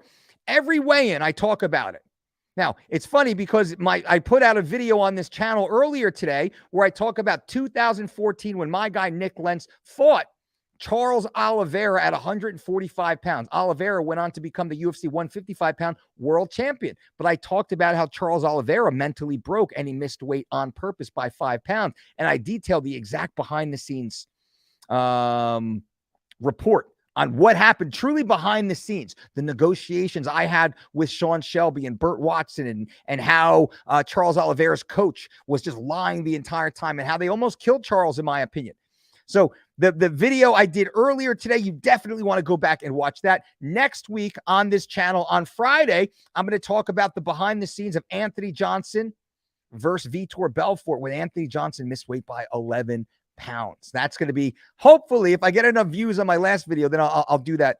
But every Friday, we come on here, we talk about weigh-ins. Typically because weigh-ins happen and some dill hole misses weight. And I give my thoughts on it. Because mostly, I know most of the camps, I know most of the teams, I know a hell of a lot of the athletes. I know every single person who works for the UFC behind the scenes on their ops team, their operations team. I know everything. My phone is filled. And a lot of times I'm getting questions. How do we do this? This just happened. He said this. He did this. This is going on. Dolce, what do you think? What would you do? I get a lot of these questions also. So I'm probably the most, the most insider dude when it comes to the weight cutting mishaps and such. So if you want weight cutting information, behind the scenes breakdowns, make sure you come to this channel first. Definitely subscribe on this channel if you have not yet. Danny says, with the clickbait, you're sure you will get good views? No, you're wrong. Now let me explain this. Right now the fight is off.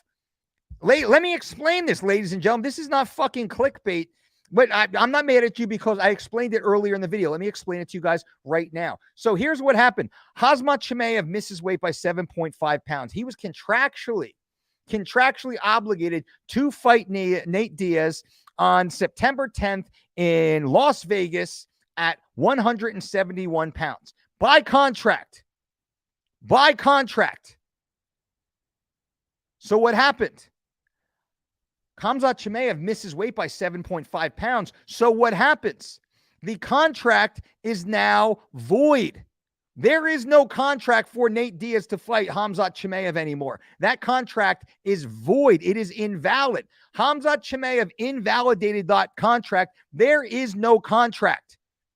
In order for this fight to happen, Nate Diaz now has to sign a new contract to fight for a certain amount of money against a certain opponent. Nate Diaz right now does not want to fight Khamzat Chimaev. Nate Diaz's team is advising him to not fight Khamzat Chimaev. Nate Diaz and his team right now are negotiating an amended contract to even show up tomorrow night for the pay-per-view.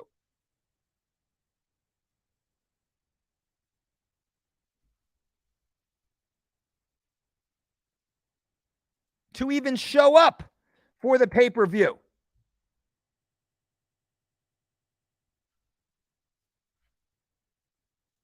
Now think about that. So The title of this video is 100% accurate.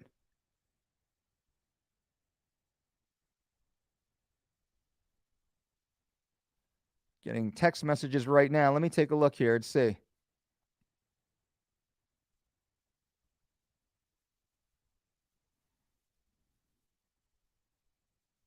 Hold on.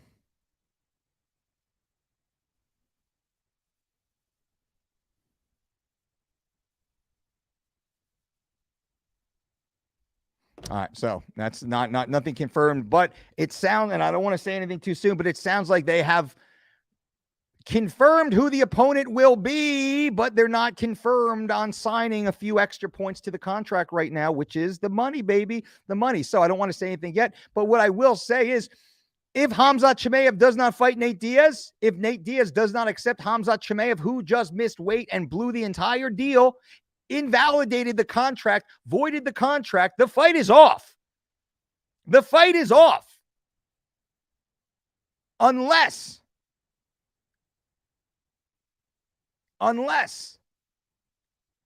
Nate Diaz agrees to fight. Now, what did I say here? And I said it first. I said it before anybody else. Tony Ferguson is that guy.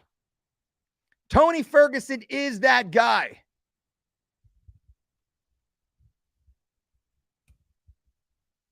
You heard it here on this channel first. It's not the backup fighter. It's Tony Ferguson. But the ink isn't dry yet.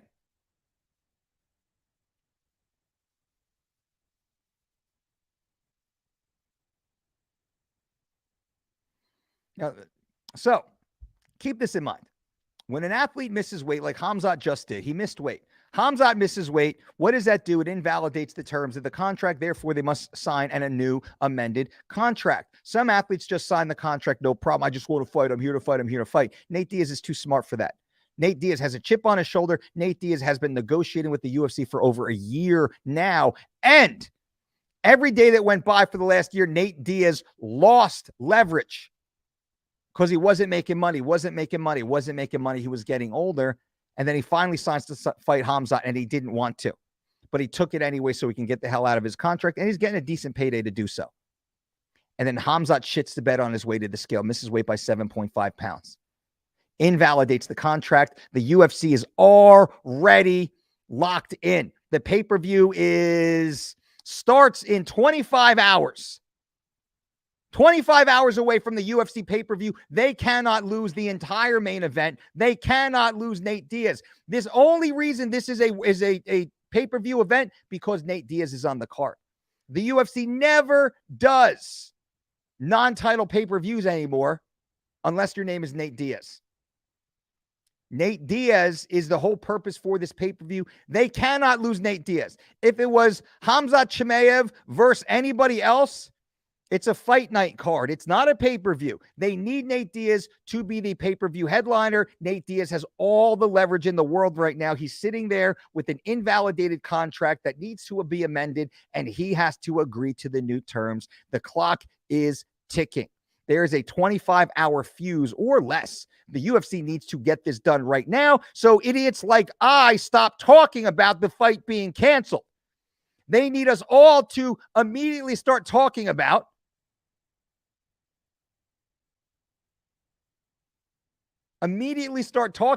how the fight is on. But right now, the fight's not on. And I know some people are saying, oh, this is a clickbait video. It's not a clickbait video. There's no announcement from the UFC that the fight is on. If it was official, the UFC would be putting it out right now. It's not. There's rumors right now that the fight is on. There's rumors that there's a change of opponent. So if there's a change of opponent, possibly, how is the fight on? The Khamzat fight is off at the moment. It might get re-signed, but if it gets re-signed, the UFC has to back up a truck of money to make Nate Diaz fight this kid. Would you fight this kid? Would you fight this guy who just missed weight by 7.5 pounds when you had the power to not fight him anymore? To number one, just screw the organization. Does Nate Diaz seem like the type of guy that would just screw the UFC? Yeah, absolutely. Does Nate Diaz seem like the type of guy that wants to get paid every single dollar he thinks he's worth? Yeah, absolutely. Does Nate Diaz seem like the type of guy that will fight anyone, anywhere, anytime? Absolutely. Will Nate Diaz fight Khamzat Chimaev? Absolutely, he will. But the UFC's got to pay him. They got to pay him a hell of a lot more than he was previously contracted, because remember, he is amending his contract as we speak, and that's why it's taking so long. The contract is being amended at this very moment.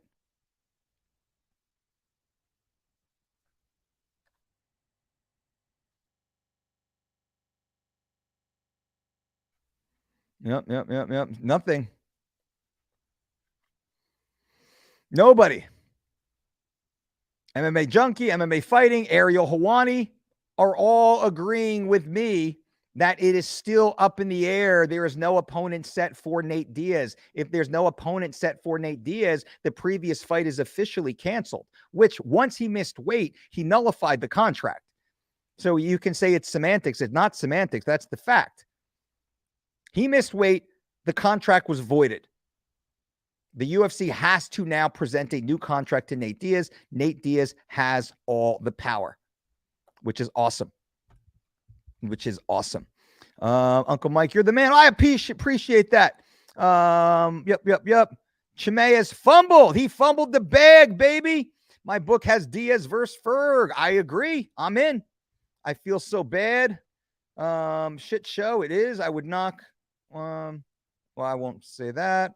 Pay Nate. I agree. So there are 3 nullified contracts. Exactly. There are.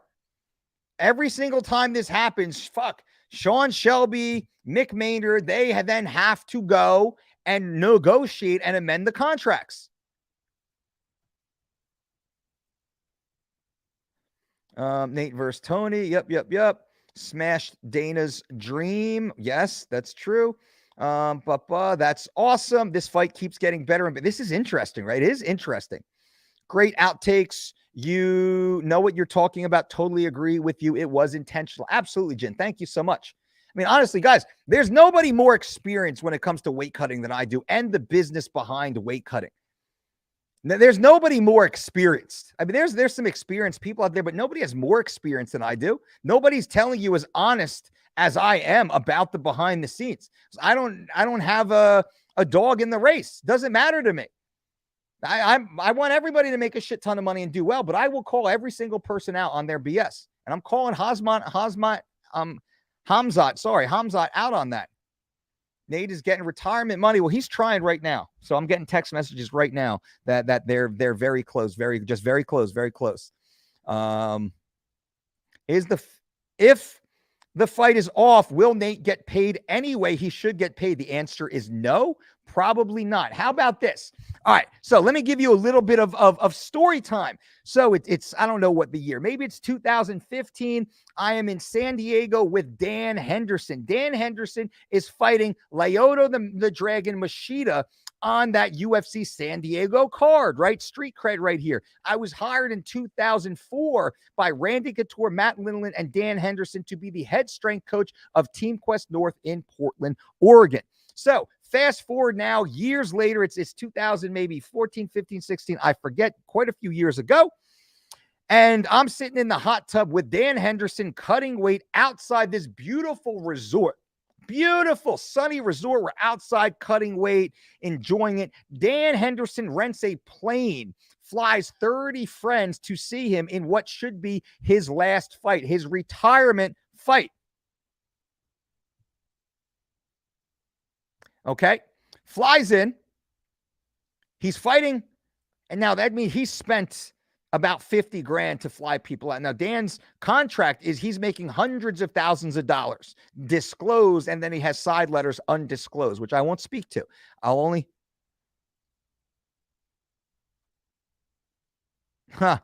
will only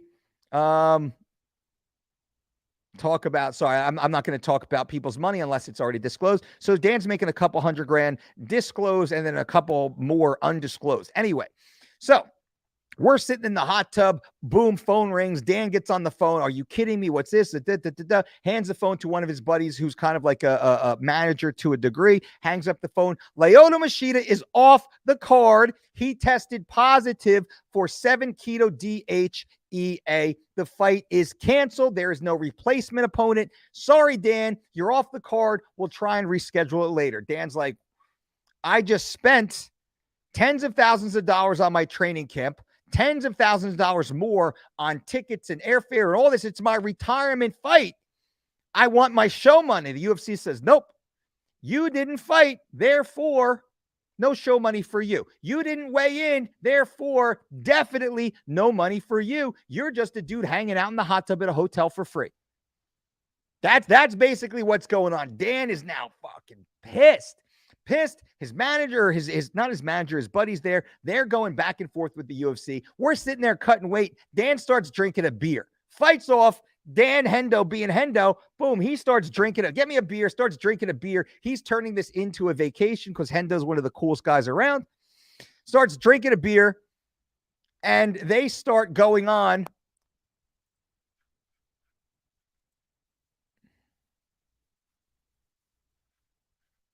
Hold on. They start going on. They're going back and forth, negotiating. The UFC agrees to pay Dan $30,000. $30,000. Now, his show money was hundreds of thousands of dollars. His side letter was completely more. So to answer the question, someone said, will Nate get paid if the fight doesn't happen? Probably not. Probably not.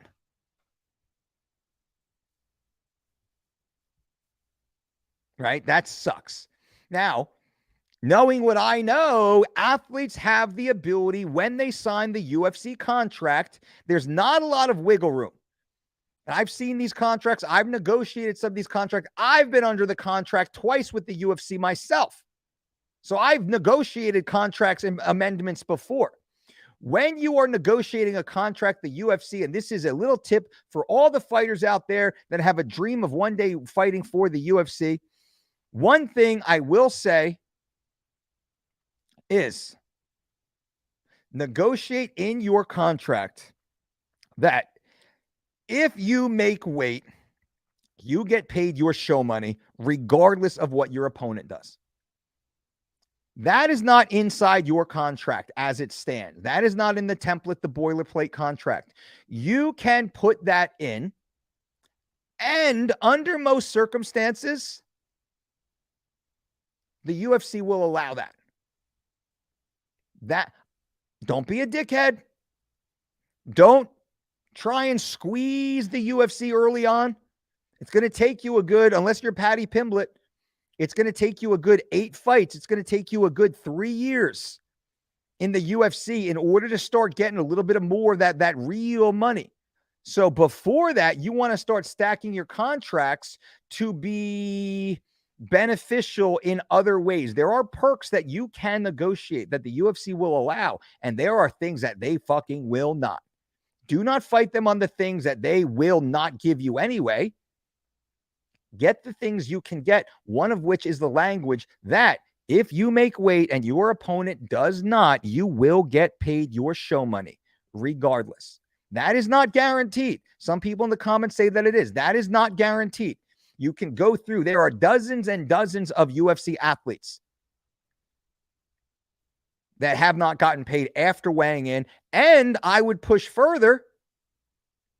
If your fight is canceled during fight week, you still will get paid your show money as long as you make weight. You have to make weight. So some athletes, their fight gets canceled on Tuesday. They landed on Tuesday. An hour later, they find out their opponent got hurt. They fell off a plane or whatever it is. They got hurt. Fight's canceled. You didn't weigh in. Go home. You can get some tickets cage side. Nope. If I get onto UFC transport and land in fight week, my opponent falls out, as long as you make weight, you will get paid. You can put this into your contract. They will allow it. As long as you're not a dickhead. They can easily not allow it. if you're working hard for them, they'll allow it. And then there's some other things that you can get put in along the way. All right. Look at a lot of fake news in the comment section, by the way, ladies and gentlemen. A lot of fake news in the comment section. Don't believe the hype yet. Still, no official opponent has been announced at this moment. Khamzat doing PEDs, he says. Khamzat chicken rot. FYI, the fight is off.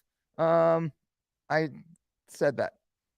Gourmet chicken, Khamzat. Yikes. A lot of Hezbollah. Hezbollah is confirmed. Breaking news, everybody. Hezbollah has been confirmed. Let's say Jamarcus says, Mike, in the future, do you see fighters making changes on their fight contracts now because of this as to what you're talking about? I don't. I think fighters should, but they don't because they're uneducated.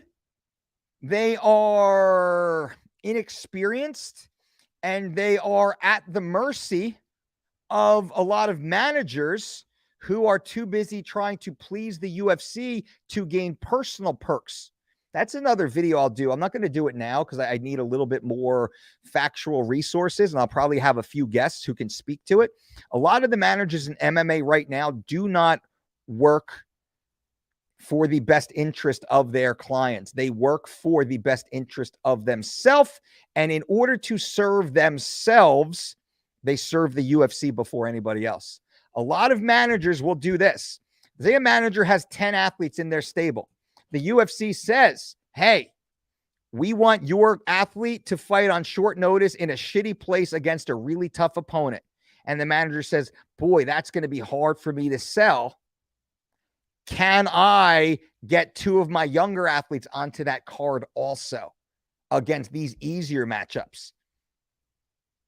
And a promoter is often behooved to go, yeah, we can do that. If you get athlete A to take this shit fight in this shit place on shit short notice, we'll throw a bone to your other small guys and gals. Manager's like, okay, I'll get it done. And they do. That shit happens all the time. And if any manager here wants to refute that, please say that publicly. Please say that publicly. I know for a fact that happens.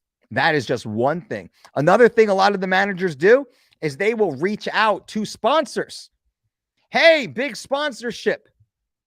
Let's say it's ABC Supplement Company. Hey, ABC Supplement Company, we want you to sponsor our fighters. We got 10 fighters on the roster. We can get you in 30 events throughout the year. The supplement company is like, wow, that's great. How much do you want? Manager says, give me $100,000. Supplement company says, great, here's $100,000. You spread it amongst your athletes the way you think works. The manager says, thank you. The manager then takes the $100,000, puts 50 into their bank account, takes the other 50 and says, hey, 10 athletes, I got you a $500 sponsor at your next fight. And the athlete's like, oh, cool. Thanks, manager. That's 500 more than I had previously. And the manager says, yeah, that's great. Just make sure you give me my 20% kickback on that. That happens all the time. I know names. I know companies. I've spoken to sponsors who've named the names of managers who've done that after the athlete calls them out for paying them shit. They're like, what are you talking about? We gave your manager this huge chunk of money. Your manager's giving you pennies. Where'd the other money go? The manager keeps it. Oh, this one, Coldest Beer says, you're not Joe Rogan. Stop. I'm not Joe Rogan, of course. But I've been on Joe's show twice. I'm a 2-time guest on the Joe Rogan Experience podcast right now. Just saying. Have you been? I got Joe's number in my cell phone right now.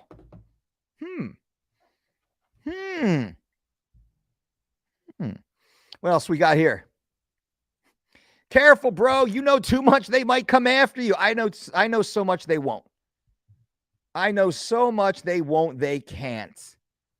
They should all be worried I might come after them. Trust me on that one. Trust me on that one. Jeff, shave your beard. Hazmat, that's funny. James says, Mike's the boss. Flex, the bicep of truth, baby. The bicep of truth. Boom. Bicep of truth never lies, by the way. You see that bicep of truth in there, you know she's not lying.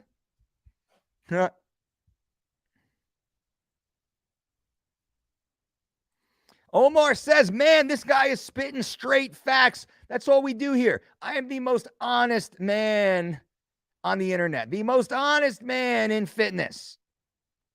My job is to bring you the most honest, actionable, and evidence-based information to bring value to your life. Sometimes that is in the form of entertainment such as this. Most of the time, I really want to bring you scientific protocols to live your best life. Get leaner, get stronger, get healthier, get more fit. Spend more time on this amazing planet, living this lifestyle, being around the people you care about and love, optimizing your life. I run the Dolce Diet and Fitness, one of the most globally respected health and fitness brands. Primarily, we came to prominence working with the world's greatest athletes as early as the 1990s. I'm everywhere. You can see it. It's all verified. It's all validated. Click the links below. We have an online platform. It is a total body platform, total body transformation. We have our 3 weeks to shredded program, which is now in 100% digital format, a completely personalized diet and exercise program based upon the exact same meal plans, menus, workouts we use with the world's greatest athletes. We have our Living Lean program, which is a complete body recomposition plan to get leaner, get stronger, get bigger, all at thedolcediet.com. And if you use the promo code TRANSFORM below, you can save 20% right now if you're interested in that. That is all there. Whatever you need, it is there for you. We are a value-based company, value-first company. We offer a 100% guarantee because we know it works. It's like, if you don't want to look great, feel great, live your freaking very best life, then I'm happy to give you your money back. It's all down there. You want to do one-on-one consultations? I do one-on-one consultations every single day, answering your questions, getting past your pain points, overcoming your challenges, giving you the structure and strategies you need to level up your life. That is my goal. I walked away from the UFC at the peak of my career in 2015 at the birth of my first daughter.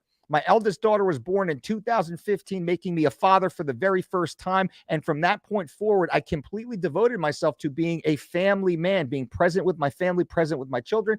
And this allowed me a much greater global reach to no longer travel the world with the world's greatest athletes, spending so much time and emotional energy focused on just one high-level individual. Now I can focus much more of my time serving the general population, which is hardworking folks just like you.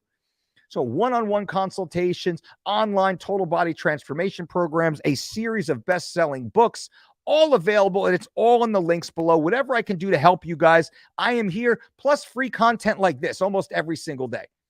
Every single day, I'm trying to give you guys free content. You know, we got hit with that YouTube algorithm or YouTube ban, the censorship back in the July of 2020 for obvious reasons, because we were speaking the truth when a lot of people weren't. We were going from like gaining a few hundred subscribers a day. We were getting tens of thousands of video views per video to immediately we got throttled down to zero exposure. And now we're building back out of that. The fact that so many of you are here right now is amazing. Thank you guys for here. Subscribe to this channel, please. If you like this content, this straightforward, honest information, for behind the scenes information, give us a subscribe. Go along with us. If you don't like it down the road, unsubscribe, man. Please do. That's fine. My job is to drive value to your life, and I will always tell you the truth. You can disagree with me. That is fine. That is awesome.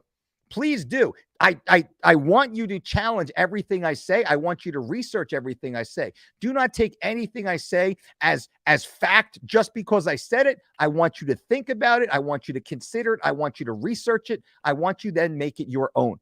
That is the job of a coach. My job is to make you a better version of yourself. My job is to not make you think like me. I want to expose you to as much information as possible from all of my education, all of my experience. I have a team of registered dietitians and exercise physiologists on staff, plus customer support, client support, all these other things, all available for you. So that is all a part of the broader arm of our business. And I appreciate you guys all for being here. Thank you. Let me see something here.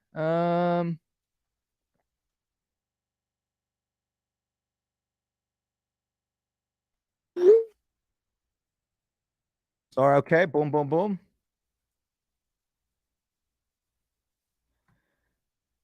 There we go. There we go. All right. So, now, even with the weight difference, I still think Nate wins. I think Nate definitely can win. He's too full, couldn't eat gangster. That's what they're saying. Do you think Nate Diaz fights Chimaev? I do not. I think Nate fights the backup right now, and I'm getting information that they're very close to announcing who the backup is. I don't want to, if I say it and then I'm wrong, I don't want to be wrong, but I will say if it's not Chimaev, Tony Ferguson has been the number one name. Tony Ferguson's been the number one name. Malcolm says, all right, I'm sold. I will subscribe, even though you mispronounce Chimaev names like 10 times. Give me the phonetic pronunciation of Chimaev. I know it's Khamzat. I apologize for that. I talk fast, so I apologize if my pronunciation's wrong. I always try and pronounce everything correctly out of respect to any individual. So if you guys want to give me the phonetic pronunciation, I thought I was saying it correctly. Isn't that how John Anik said it? Didn't he say Chimaev? I'm not calling Rogan. He'll block me forever if I do that right now. What are the chances of Khamzat getting a new opponent? I've never seen that before. I've never seen an athlete miss weight and then get a new opponent when their original opponent stays on the card. I've never seen that before. Offers 40% of Khamzat's fight purse to Nate if Nate accepts the fight. Otherwise, the fight is off. Nate turned down 20%. Nate doesn't want 40%. Khamzat's not making that much. Let's say Khamzat has a brand new deal and he's only making 200 grand. You think $80,000 does anything to Nate Diaz? Nate Diaz made $10 million to fight Conor McGregor. Do you think Nate Diaz cares about $40, $80, $100,000? Nate Diaz is in the 7 to 8 figure conversation. Nate Diaz does not care about 5-figure or low 6-figure offers. That is a fact.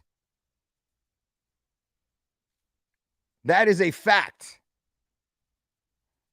Nate Diaz does not care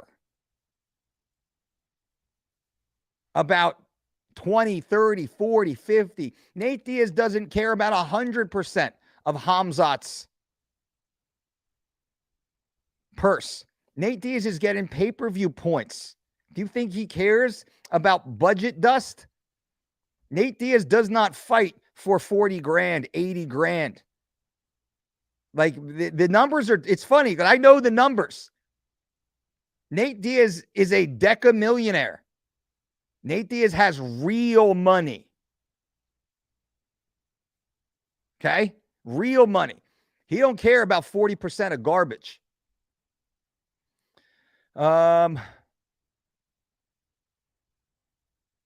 Yep.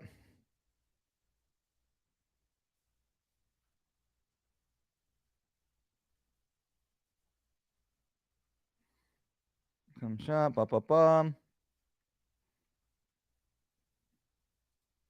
The fact that Khamzat tried to cheat and gain more of an advantage. Nate's already won. I agree with that. That goes a long way. Did Khamzat not lose weight because he's saying the Diaz camp, I'm not cutting weight because I'll fight you as I am? No, I believe, and as I said earlier in this video, I'm going to show the Khamzat weigh-in here real quick. Once again, for all the new viewers here, let's just jump into that right now. Let me show that to you guys right now. Here we go. Let me pull this up, show you guys. Let me minimize me because you don't want to see my face anymore. Let's watch Khamzat step on the scale, break it down. Welterweight contender, the undefeated Khamzat Chimaev.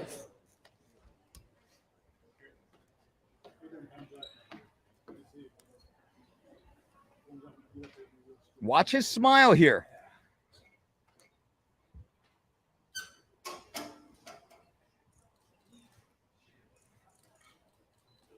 smiling, smirking.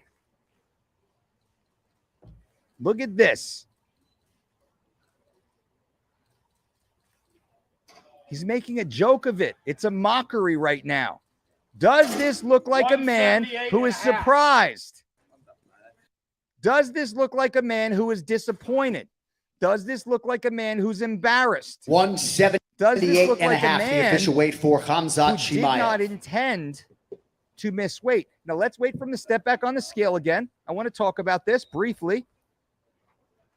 Thank you guys all for being here. I appreciate everybody here. Now look at him on the scale. He looks awesome.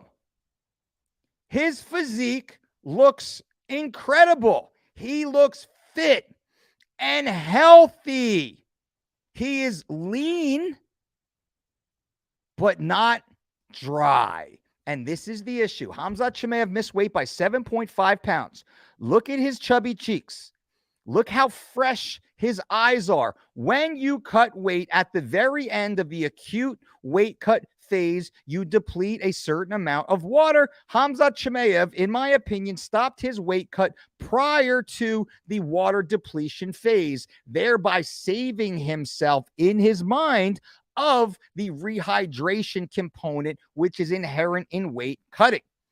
His muscles are full, which means he did not dehydrate the water from the muscles, which are still binding with the glycogen. There is no vascularity running through his system, nor is there much of striations, which shows that film of water between the muscle and the skin is still there. Khamzat Chimaev, who has made 170 pounds in his very last fight against Gilbert Durinho Burns, came into this fight at 178.5 pounds, 7.5 pounds above the weight class limit. On purpose. That is my opinion. He did this on purpose to stack the deck in his favor from an endurance perspective because, in my opinion, Khamzat Chimaev was scared of Nate Diaz's endurance and his cardio.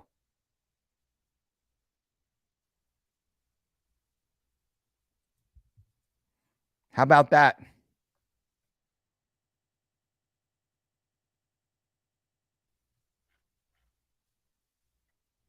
In my opinion, and athletes miss weight. Let me tell you something, ladies and gentlemen. Athletes miss weight on purpose. They do not miss weight by accident. Athletes miss weight by quarter pound, half pound, maybe 1 pound, simply because they're really immature and unprofessional.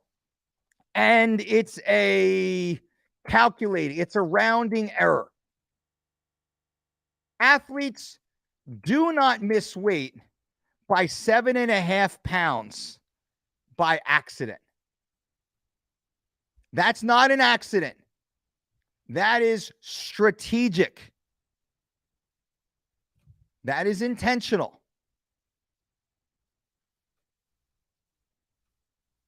So when you look at this guy who looks amazing, fresh and full, looks great, looks like a physique competitor on an NPC stage, not dried out, not sucked out.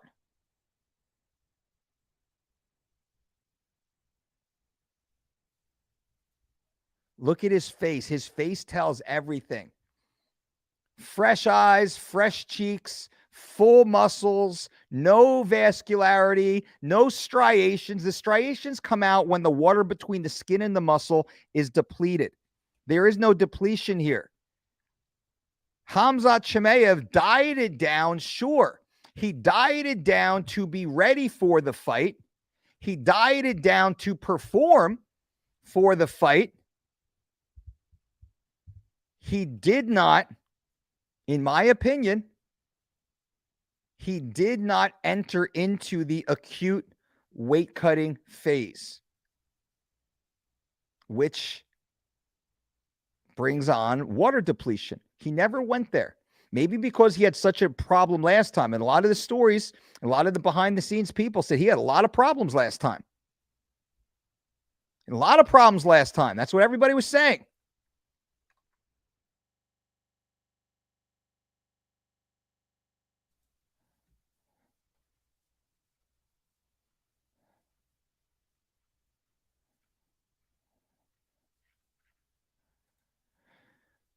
And then he goes out and fights Gilbert Burns. Man, that was a tough fight. Nutty fight. I mean, good fight.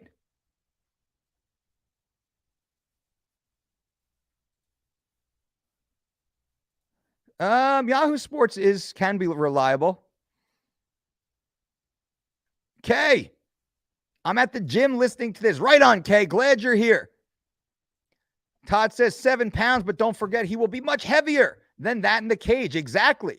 He'll be closer to 190, 195 in the cage. Sounds like a middleweight. He is a middleweight right now.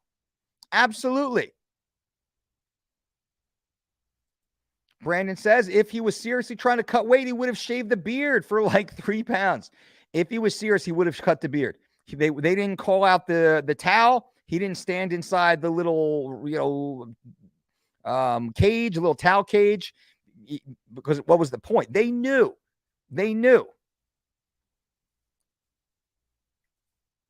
Diaz and Dana, no way.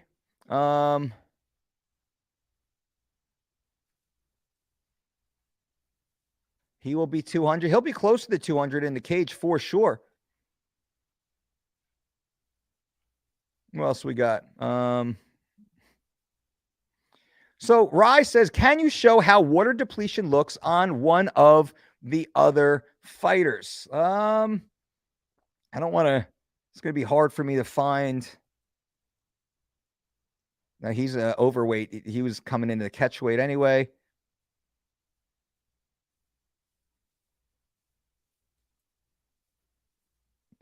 Tony at 170, so that doesn't count either.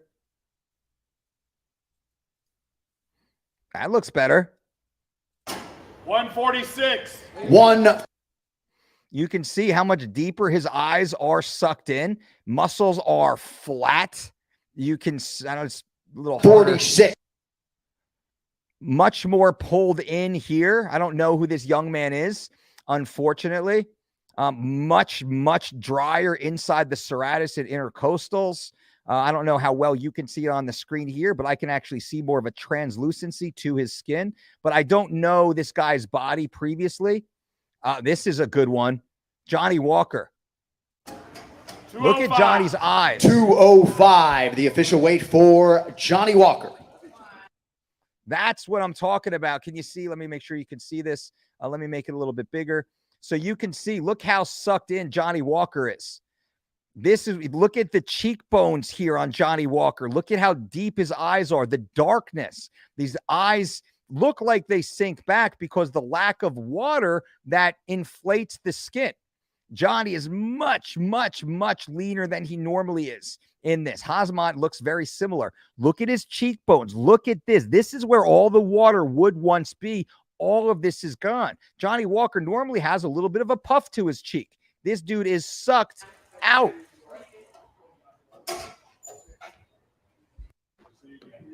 See, look, I mean, this guy is just making his way, hardly getting to the scale.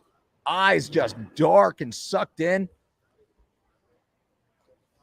Vascularity running through his abs, vascularity through his arms, a lot more vascularity popping on Johnny. And it's just, look at the eyes and look at his cheeks. This is where it comes from. That's when you know the weight cut is really kicked in. It happens really. You see it in the face. The face is a big one.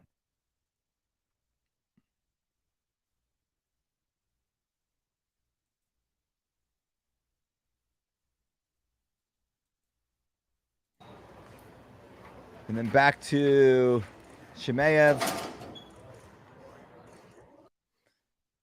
Case in point with Chimaev, look at him and Johnny Walker are, I mean, not that different frame-wise, physique-wise.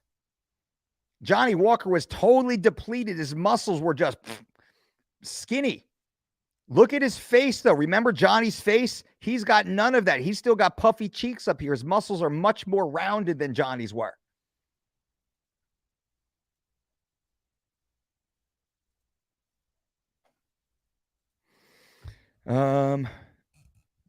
Yeah, Conor versus Aldo. I know, right? That's a horrible one. Horrible one. Conor, gee, looked like he was about to die versus Aldo.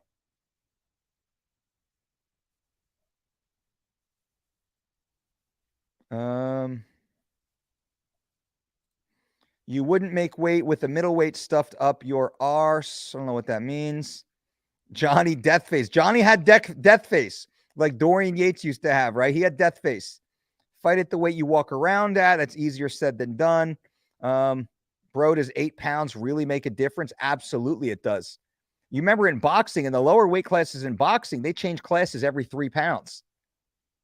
8 pounds is almost a 3 weight class advantage in boxing. That's a lot.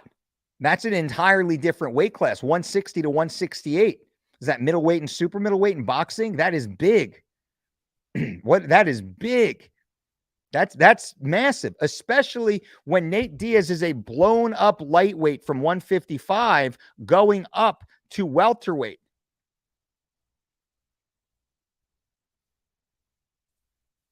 And Chimaev is coming down. Huge difference. Find Duadu. I know. I didn't see Duadu. It's hard to scroll through these streams, by the way. Shuab says lack of confidence in his ability to get a convincing win over Diaz. I agree with that, man. Khamzat. Hazmat. You know what's Khamzat? Oh, I think you're making a joke. I want to see Diaz versus Tony. Hope it works out. Love the channel, Mike Trevor. Thank you. I appreciate you being here. That's awesome. Yeah, I would love to see Duadu also, but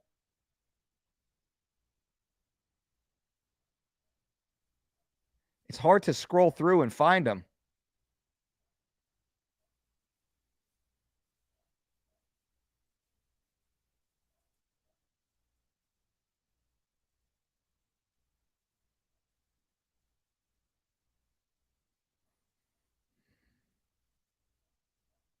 Yeah, sorry about that. I don't want to waste all the time on this stream. I know you guys are all busy. You got stuff going on in the world. And smiling, dude. That's the thing, man. He's smiling. He's smug about it. 178 and a smug about it. That's crazy.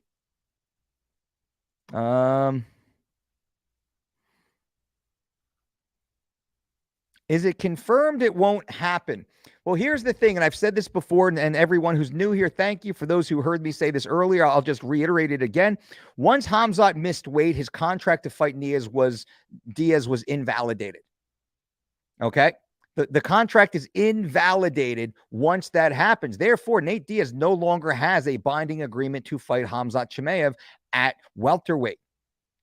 The UFC must then present Nathan Diaz with a new amended contract. Once Khamzat missed weight, the fight was canceled.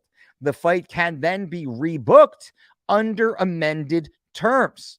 And that's what's happening right now. But once Khamzat missed weight, he gave Nate Diaz all the leverage Nate needed to squeeze the balls of the UFC, because Nate did agree to fight Khamzat at 171 pounds on September 10th at the T-Mobile Arena for a specified amount of money. That was a done deal. Nate couldn't break that contract. Khamzat broke the contract. Once Khamzat broke that contract, Nate claimed all the power because Nate Diaz is the star of the pay-per-view. Nate Diaz is the red corner. He is the money man on this fight. Though he's the underdog, he is still the money guy on the card. People tune into this because Nate Diaz is on the card, not Khamzat Chimaev. If Khamzat Chimaev was the main event versus anybody else, this would be a fight night, which is fine. No disrespect. This is a non-title fight, 5-round main event, only because it's Nathan Diaz on the card. And once Khamzat missed weight, he invalidated his contract, forcing the UFC to now renegotiate terms with Nate Diaz to show up tomorrow night and keep this card together. This puts all of the power in Nate Diaz's corner. Now, Nate Diaz has already had a contentious relationship with the UFC. Nate Diaz believes the UFC was trying to screw him on his way out the door. Nate Diaz believes the UFC has not paid him nor paid his brother what they have deserved to be making for bleeding in the octagon. Nate Diaz has big opportunities as soon as he walks out of the UFC. He has other contracts, other offers coming his way. Nate Diaz leaving the UFC on a win makes his star power even bigger, which means he will make tens, mind you, he will make tens of millions of dollars more if he leaves the UFC with a win. He will make millions of dollars because he's Nate Diaz. He will make tens of millions more if he leaves on a win. All of that being said now, the UFC has to negotiate with Nate to keep the fight together, to keep Nate on the card. They will say, we want you to fight Khamzat Chimaev, who's going to give you 20% of the purse. Nate says, F you. They say, well, we'll give you 25%. Nate says, F you. They say, we'll give you 40%. F you. They say, Nate, what do you want? I want $10 million. The UFC says, F you. Nate says, well, I'm not fighting that mother effer. He missed weight. He messed up. That's your golden boy. He screwed it up. I didn't screw it up. I'm not fighting him. He missed weight by a damn near full weight class. I'm not fighting him. Give me $10 million plus a few other things, or F you. I'll go home.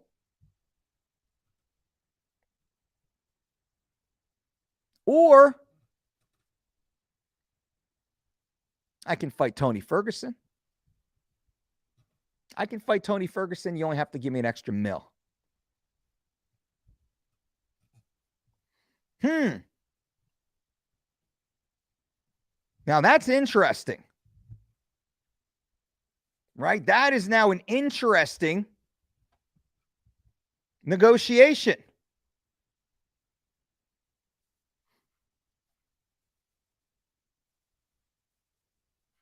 Nate Diaz versus Khamzat Chimaev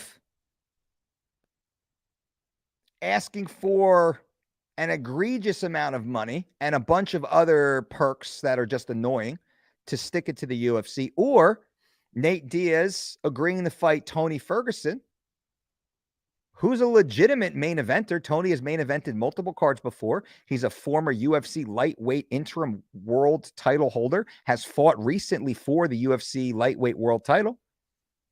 He moved up to 170. Tony Ferguson and Nate Diaz both weighed in at 171 pounds each. They weighed exactly the same on the exact same day on the exact same scale.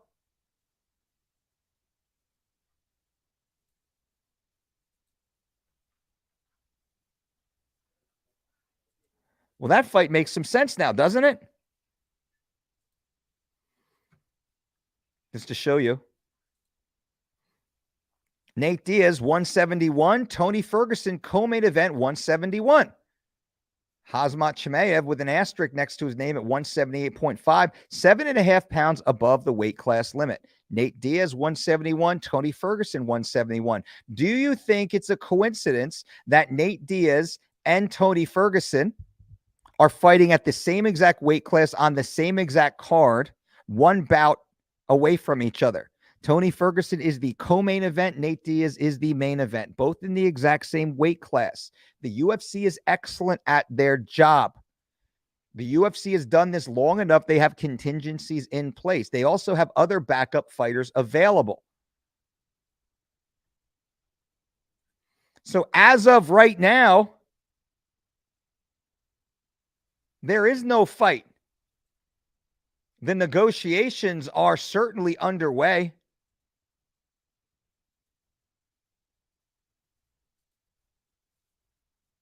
But as of right now, this fight is off, ladies and gentlemen. The fight's off.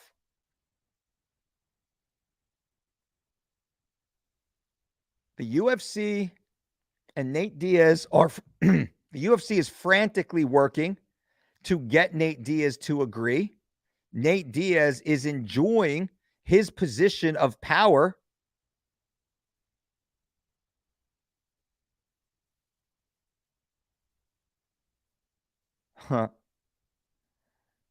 Just checking real quick.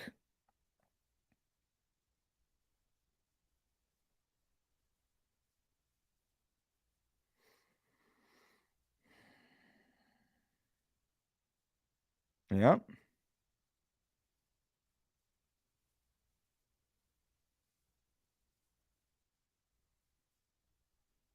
Nothing. The fight's still off, ladies and gentlemen. I know. Don't shoot the messenger as much as you guys want to hear about it, as much as you guys want to see it, as much as you don't want it to be real. This fight is off at the moment.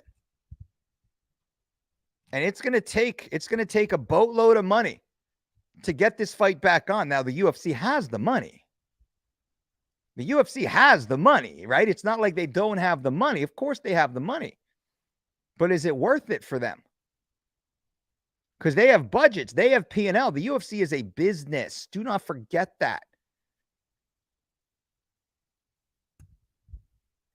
The UFC is a business. And they look at each event and they know exactly how much money they need to make on each event. So now their bean counters are backstage determining what is the over-under. How much can they afford to pay Nate to fight Khamzat? What is the projection of what that will do in pay-per-view sales versus how much less they would have to pay Nate to fight Tony?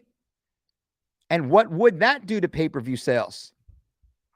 Honestly, the MMA math tells us Nate Diaz fighting Tony Ferguson will do a similar pay-per-view buy to Khamzat Chimaev.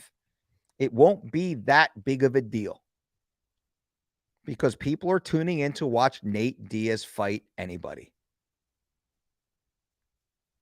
So once again, Nate has the power.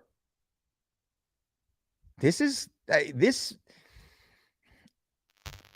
will be discussed years from now. I'm very, very, very curious come Tuesday to reach out to some of my friends over at the UFC and find out exactly how contentious the negotiations got. Because for what I'm seeing right now, I'm glad I'm sitting here at the Jersey Shore about to go take my family for lunch and have a nice little night and not dealing with all the UFC BS that these poor guys have to deal with. Let me. They should film the negotiation. Oh my God, Ryan, that would be amazing. I would pay a pay-per-view to watch the negotiations. Otto says, Nate is a big star, but Khamzat, to look at the number of followers, I think Khamzat versus Holland Main as no way. No way Khamzat is the main over Nate. No way. Family man lifestyle. That's all that matters. That's why I'm here. Nate, just walk away, bro. Now, here's part of the problem. Now here's the thing. Listen to this. The UFC has a little ace in the hole. If Nate Diaz does not fight tomorrow night, the UFC will then sue him if he tries to leave. If the UFC, if Nate Diaz, let's break this down for a second. If the UFC and Nate Diaz do not come up with an agreement, they do not come to terms on fighting Khamzat Chimaev, on fighting Tony Ferguson, which I believe is the number one candidate. Khamzat's number one, Tony Ferguson's the number one backup, and then there's a few other names of fillers that have less power. But let's say Nate does not fight Khamzat. He does not fight Tony. They do not come up with anyone for Nate to fight. Nate is going to say that I fulfilled my obligations. You guys fucked up. I honored the fight. I came to fight. I weighed in to fight, and your guy messed up. I'm out. My contract is fulfilled with your organization. I can now go on and fight anywhere I want, free and clear. The UFC will sue him. And Nate will not be able to fight or sign a contract because if Nate tries to, the UFC will sue every organization Nate tries to fight for. And no organization wants to fight a $6 billion company that has a team of lawyers on staff that even if they lose, they will win because they can paper you for a decade and drag this out as long as they want. So Nate Diaz is not going anywhere unless he steps in that octagon tomorrow night. And worse yet, if Nate doesn't fight and wants to leave the UFC because he felt he fulfilled his obligation and the UFC then sues him, the UFC will not let him fight. So then Nate will sit on the sides for 1, 2, 3, 4, 5 more years fighting, and he might win. But it will take the better part of a decade to get it through the court system because of all the paperwork the lawyers will push at him. It will cost Nate millions of dollars to get his freedom, and he will be on the other side of 40. So Nate's got to fight. This is the one ace in the hole that the UFC has. The UFC knows Nate has to fight. So they will play nice with him long enough. The UFC will blow it up too.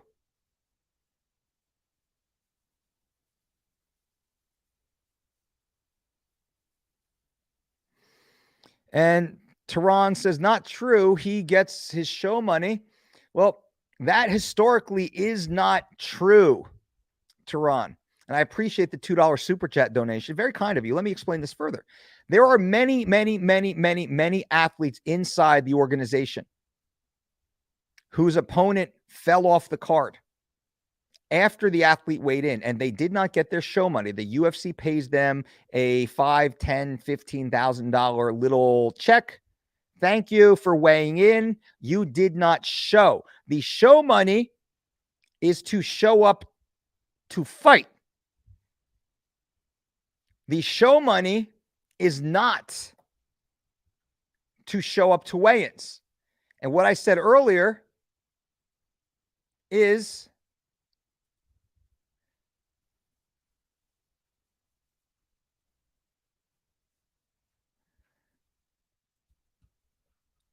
the athlete must put an extra clause in their contract that they get paid their show money if they weigh in. And I pushed further and said, what you really want to do is you want to put the clause in your contract from once you accept UFC transport, which is once you board the plane from your home city to go to fight week, you are now officially enacting your contract. You are enacting this clause in the contract that should your opponent fall out while you are in the air, you must land, go through all the fight week festivities, do everything you're obligated to do. You must weigh in, and then you get your show money. That's something the UFC will allow some athletes to negotiate, but not everybody. Mona Lisa, thank you for the $5 super chat donation. Very, very cool of you. I certainly appreciate that. It says Nate versus Tony, 2 legends. This would be war. Neither would lose at the end. No, Nate versus Tony would be that would be a fun one to watch as a longtime fan of the sport. I think that would be awesome to see. A lot of people posting Yahoo Sports. That's not true. I have the Yahoo Sports page up right now, and everything you're saying is not true. So just to keep it real, everyone say, oh, Yahoo Sports is reporting. Yahoo Sports is reporting. Yahoo Sports is not reporting anything about any replacements, any opponents. They're not reporting anything yet. I will briefly show you. This is what Yahoo Sports is reporting. So a lot of the trolls in here, I get it, but troll better. Nothing. There is no breaking news on Yahoo Sports at the moment. I will let you know as soon as something pops through. All of my screens are open. Plus, I have my text messages on my phone, also on my computer. I seem to get them faster on my phone. It takes a little time on the computer. Someone said, bring in Ben Askren. I like Ben.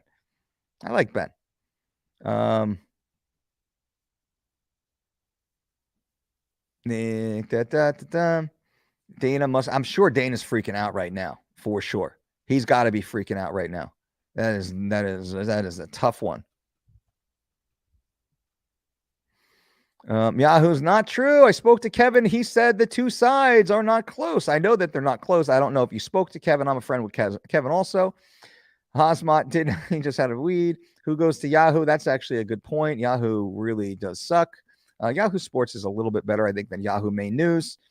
The fight right now is off. There is no fight right now. Fight is off. They're still negotiating the contract at the moment.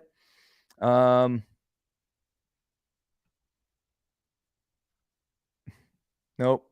Fight is still on. The fight is still on. All right, the fight is off. The fight is still off at the moment. They are trying to pull it back together. So they are trying to pull it back together. That is the thing. They are trying to pull it back together at the moment.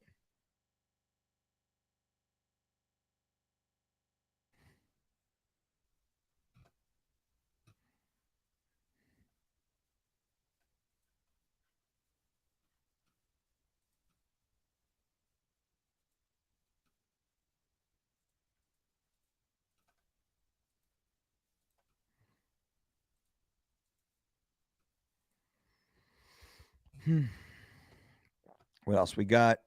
Yep. Yahoo Sports, no bueno.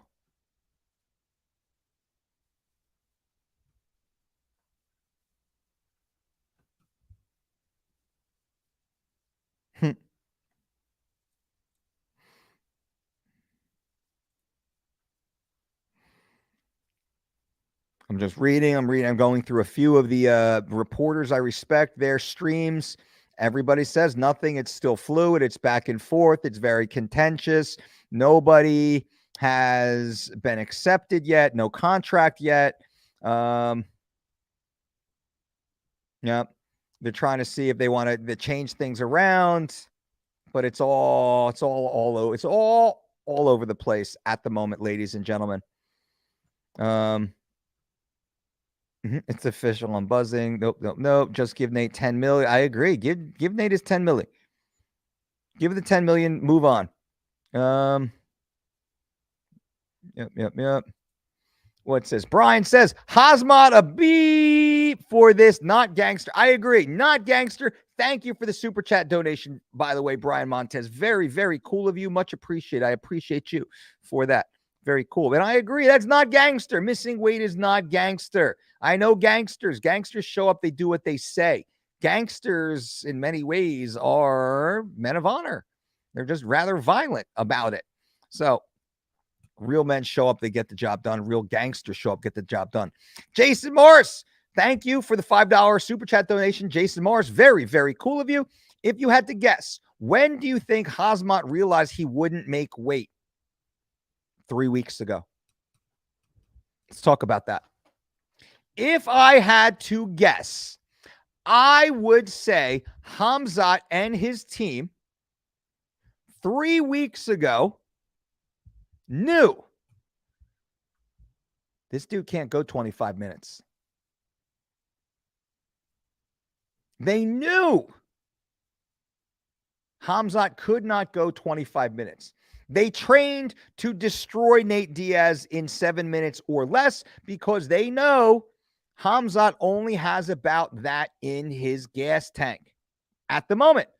In a few years, Khamzat will likely mature. The fight with Gilbert Burns likely helped Khamzat mature. But right now, he went from 3 rounds with Gilbert Burns, and he could barely get off the stool and answer the bell for the 3rd round. If you go back and watch that fight, you will see that. He will remember deep in his soul how exhausted he was going into round 3 versus Gilbert Burns.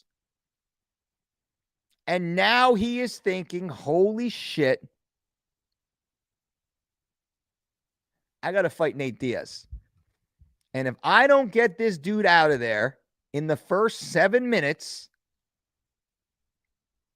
fuck, I'm going to be in for a long night.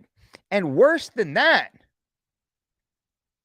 the odds of Khamzat getting finished by Nate Diaz in round 4 or round 5, when I believe Nate Diaz will have his way with him, simply because Khamzat will be so physically exhausted, Hasbullah could probably beat him in round 4 and round 5. And I'm not disrespecting Khamzat on that. Going 5 rounds is something that most humans cannot do at this level. Nate and Nick Diaz are special individuals where they have shown that they can do this. And they are very dangerous. They are very dangerous.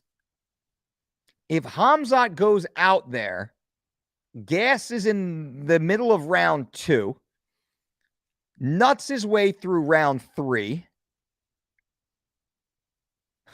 he's still got 10 minutes to go. Nate Diaz is just getting started at the end of round 3. Nate Diaz, look at what Nate Diaz did to Leon Edwards. Nate Diaz almost finished and exhausted Leon Edwards. In the last minute of their fight, Nate Diaz looked as fresh as the first minute of the first round in the last minute of the last round. Khamzat and his team know that. Bobby Flake. Bobby, thank you for the super chat donation. Very kind. I'll never buy a Khamzat pay-per-view after this Diaz gang. Well, I respect that. You got to be loyal to your team. I respect that, my man. It's going to be hard. I'll never buy a Charles Oliveira pay-per-view. Dude missed weight 5 times. 5 times Charles Oliveira missed weight. People act like he's some sort of folk hero. I don't get that. Dan with the 279 super chat donation. Very cool. Thank you, my man. No, in my opinion, this was all a setup by the UFC. Man, I doubt it. The UFC does not want to deal with, they want smooth. They want smooth, baby. Smooth sailing. Smooth sailing. You'll act like Nate is 25 years old. He wouldn't have lasted with a young, hungry Khamzat for 1 round. Stop it. But he here's the thing. Tarek. Nate Diaz can go 25 minutes with anybody. The problem with Nate is not getting beat up, is not getting finished, not even getting outclassed. The problem with Nate Diaz is the scar tissue in his face, and that's how Jorge Masvidal beat him. Nate Diaz will bleed. If you sneeze in Nate Diaz's face, Nate will open a cut. It will open a cut. And I say this out of respect. Nate's been through wars. A lot of athletes go through that. I believe Nick Diaz had some of his bones in his eye socket shaved down to help because he was just getting cut. These guys get cut and bleed. They don't fight any less hard. It doesn't make them in danger of being finished, but the ref will stop it. So what I had said in my previous broadcast earlier in the week when I kind of called out Luke Thomas, I said, this fight ends via Khamzat cutting Nate open early in the first 2 rounds, and he gets bloody, and the ref calls the fight off, and Nate protests. Not hurt, just bloody. That's how Khamzat likely wins the fight. And if I'm working with Khamzat, that's the game plan. Bro, we want you to get in. We want you to get close. We want you contact on his face. I want your head rubbing on his face against the cage. I want your hands, open hand, not breaking the rules. I want abrasions. I want short slaps. I want knuckle punches. I want you to be chipping away at his face, targeting his eyebrows, not his chin. I want you to get this man sliced and diced. So he is fighting in a pool of his own blood, and the ref will stop it. He will go blind from his blood. He won't be able to see very well, and then the ref will step in and stop it. That's the way you fight a guy like Nate. You don't say, hey, I'm going to go toe-to-toe with this guy for 25 minutes, see what happens. No, you don't say, I'm going to take him down and try and out-jiu-jitsu him. No, you say, what's he weakest at? He's weakest because he bleeds. That's his weak point that anybody can gain an advantage. Now it's Nate's job to avoid those positions, avoid those situations, and catch you trying to come in. So, outside of Nate getting sliced open by the end of round 2, I think Nate takes that. If that fight goes after, and the fight may still happen. Right now, the fight is canceled. But if they do get this fight together, if that fight goes past 2 rounds,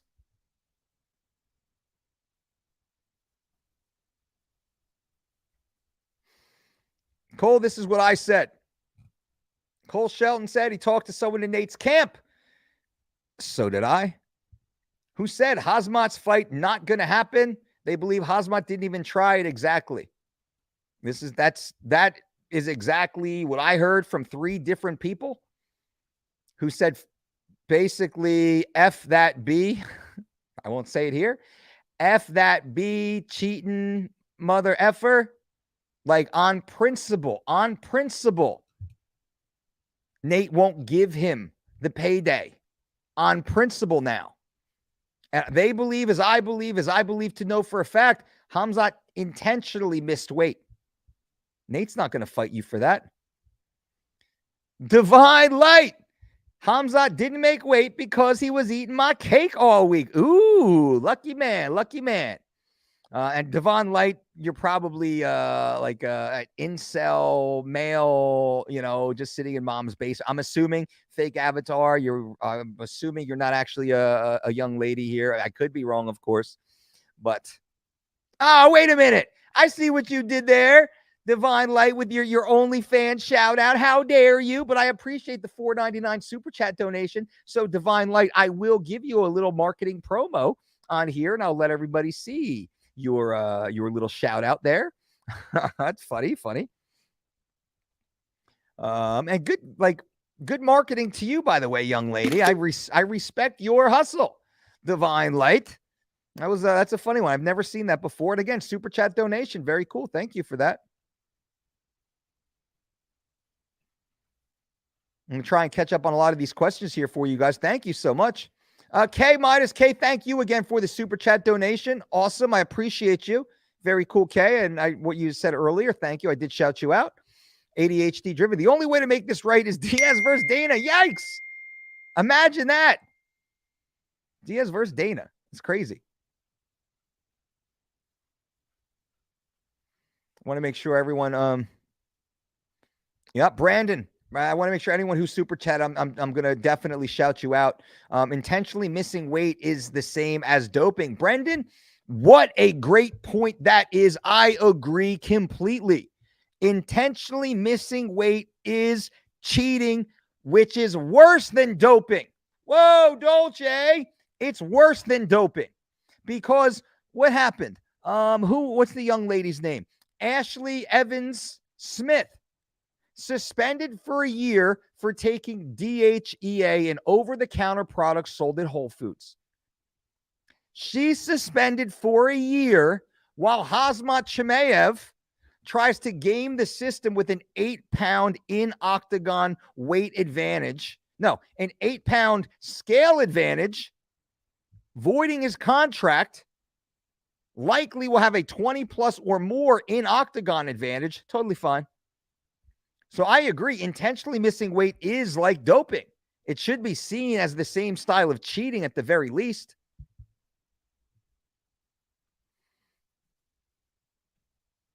What else we got here?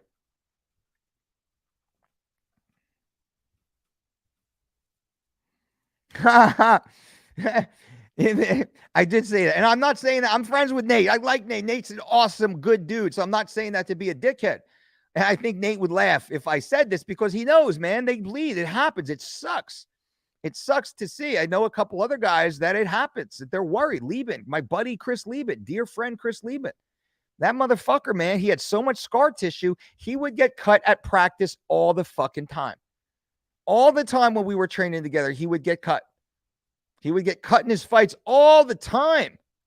Why he dyed his hair red is because he'd get so bloody. He wanted the red to blend in with the blood so it didn't look as bad as it actually was. True story.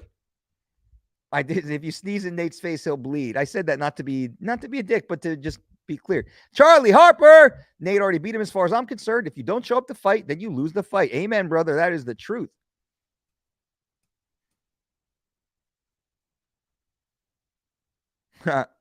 Street Judas, people talking about. Man, a lot of passion in this room. I appreciate you guys. Everybody here, by the way, thank you all for being here. If you have not yet, please consider subscribing to this channel. I would absolutely love to have you on board and earn your time and attention by providing you with the most honest, actionable, and evidence-based information, bringing you behind the scenes of the sport of MMA and the UFC like nobody else will. Nobody's going to give you the honest information that I'm giving you, speaking the truth, speaking the facts. I have no direct allegiance to anybody. Not Dana, not the UFC, not the fighters, not the coaches, not the media. I don't have a direct allegiance to anybody, but I know everybody, and I'm friends with everybody. And I get the text message and the cell phone calls from everybody. So I know what's happening behind the scenes. I've been inside this sport for over 20 years. You can see over my shoulder just a few of the amazing athletes I've worked with. I have an entire wall of fame all around this amazing facility. I have to get more in the backdrop to truly show all the great things I've had. But I'm the four-time world MMA trainer of the year. No one else has won the award as many times as I have. #1 best-selling author of the leading weight cut manual, which is 3 weeks to shredded, designed or based upon the exact weight cut protocols I've used for the world's greatest athletes. It is also an online total body transformation program that you can use right now at thedolcediet.com. You can click the link below this video. You can go to thedolcediet.com in another tab. You can check it out. You can sign up and you can get a 20% discount with promo code TRANSFORM. I will happily share that with you. And if you don't like it, we have a 100% money back guarantee because I stand behind my product. I stand behind our coaching, our teaching, our protocols, what we say. And again, I'm the most successful weight cutting coach in the history of the UFC.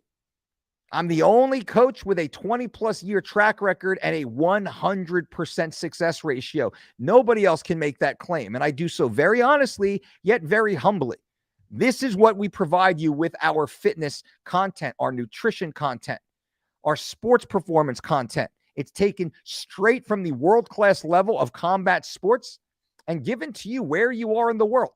So we said we want to train the everyday athlete now that I have moved away from my full-time career as one of the world's top coaches. I was working inside the UFC consistently since the late 90s through 2015 when my first daughter was born. And I said, I can no longer travel as much, be away from home this much. I need to be there to raise my daughters, to see them every morning and every night. Now it is impossible to hire me away from my family, but I do a tremendous amount of consulting for a lot of the UFC athletes, Bellator, ONE FC, and a lot of the organizations call me also. We have fighters all over the world. We have amateur wrestlers and boxers and jiu-jitsu competitors all over the world that we work with. I love the consulting side. And you can even book me for a one-on-one consultation, which I would love to work with you directly. 30-minute coaching calls. We break down every issue, every challenge, every pain point you might have in your day. And I provide my expertise to help you get past that. And if you want to work one-on-one for an extended period of time, I have a VIP coaching program. It's a 4-month term. It's month to month. We work together just like you are a UFC athlete.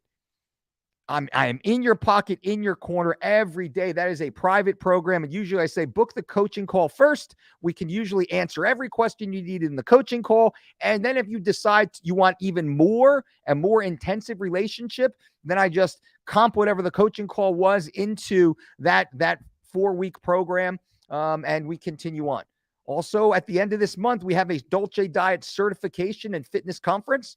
You can become a Dolce Diet certified coach endorsed by the NASM, NSCA, and the AFAA. Become one of our certified coaches, learning everything you need to know about nutrition, dietetics, and sports performance. Also, we cover mastering the weight cut, and we have a whole conference on building a business, building a brand. That is all there for you. In the links below this video, thedolcediet.com. That will take you everywhere you want to go. Let's see here. Moose says you replaced the main card. You versus Lane Norton, dude. Lane knows, and Lane already said that I would smash him. So I got to give Lane just a little bit of credit. He said Dolce would smash me, but he's wrong about macros. I'm pretty sure I'm bigger, I'm stronger, I'm leaner, I'm faster. I mean, way better looking. I have much more integrity, of course, than Mr. Lane Norton. But I got to give him credit because he said Dolce in a fight would smash me. I never even said I wanted to. I'm not saying I want to fight the dude. I'm a grown-ass man. I'm a father. I don't do that stuff. I mean, if you wanted to spar, then hey, I'll show up to any gym. We can have fun and spar a little bit. Then we can lift together afterwards. But anyway, he did say Dolce would smash me in a fight. So fair play to Lane. Moose, $4.99 donation. Most kindly. Thank you so much. It's very cool of you. Very awesome of you. I appreciate that. Very nice. Thank you. And not even a question, Moose. You rock, man. That's very cool. The super chat donation is super cool. What else we got here? A lot more. Manuel says, Ariel Hawani says, Dustin Poirier was given a call and accepted. Well, that's a tough one because Dustin Poirier would have to get licensed, to which he's likely not licensed in Nevada. He has to get his blood work done. He has to get his eyes tested, and he has to weigh in. All of these things are stacked against him. The UFC will not do this unless the athlete is already on the card, they're already licensed, they're already weighed in. Dustin Poirier, as much as he wants to, that fight's not going to happen. Poirier is already scheduled to fight Michael Chandler. That fight will be much bigger than Dustin jumping in onto this fight. So I don't know if that's true. You did pay $1.99, Manuel, to say that. So I don't know if that's true.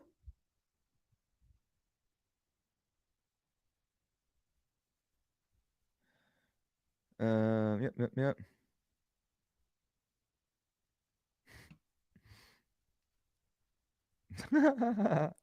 It's funny. I get a kick out of seeing a lot of the trolling that goes on. Like a lot of the trolling that goes on is pretty comical, pretty funny. The fight is off.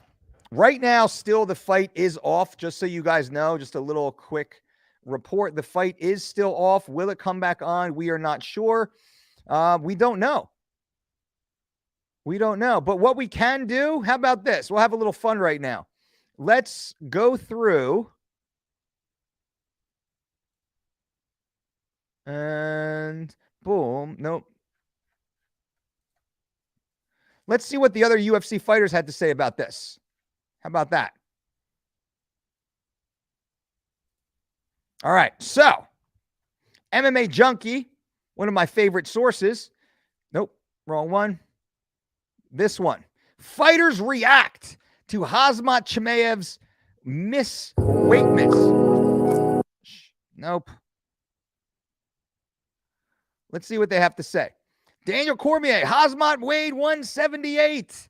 Gilbert Durino, my man, dumbass, so true. Bilal Muhammad, dang, this sucks. He's young and dumb, but he knows how to fight. That's true. Me versus Khamzat at 185. Tony versus Nate at 170. Leach can be the special referee. Saeed says 178.5 pounds. What the F? I understand if you miss weight by 2 pounds with a solid reason, like short notice, or you run out of time, you're flying overseas. But what the F, man? 8 pounds. Poirier stepped on the scale at 176.6. He's just trolling for clicks, which no hate there. Good for him. Hanato Moicano says, what a shit show. I agree. Adrian Yaez, got to make weight, my guy. That's the truth. Sums it up. Kyle Dawkins, UFC fighter, is a Dolce Diet certified nutrition coach who came through one of our courses also, by the way. So you guys should consider becoming a Dolce Diet certified coach September 23rd, 24th, and 25th. Click the link below this video or go to DolceDietShop.com. Reserve your spot. Still blows my mind. Professionals miss weight. How true is that, Coach Kyle? Randy Brown, if you all need a welterweight to jump the line, I'm in. Good for you. Paulo Costa is probably my favorite Instagram or Twitter follow. Gourmet Chen trying to lose some weight. Funny. Randy Costa, Sheesh, Derek Brunson, Chimaev and Till attempting to cut weight after weighing in at 178 for 170. That's funny. Julian Marquez. All right, what happens next? 8 pounds, a lot of weight. I'm pretty sure the commission cuts the fight after the 5 pounds over. That's exactly what I said, Julian. Thank you for corroborating my intelligence here. Uh-oh. Nope, don't want that. There we go. Still blows my mind. Professionals miss weight. That's true. Darren Till. Blame Till. Dylan Dennis. Hazmat Chimaev missing weight just shows how much of a, P word he is. Real gangsters make weight. My man, Yancey Medeiros, former Dolce Diet athlete. He didn't miss weight. He didn't want to make weight. Yancey knows. He knows the system. Right on, brother. Make weight.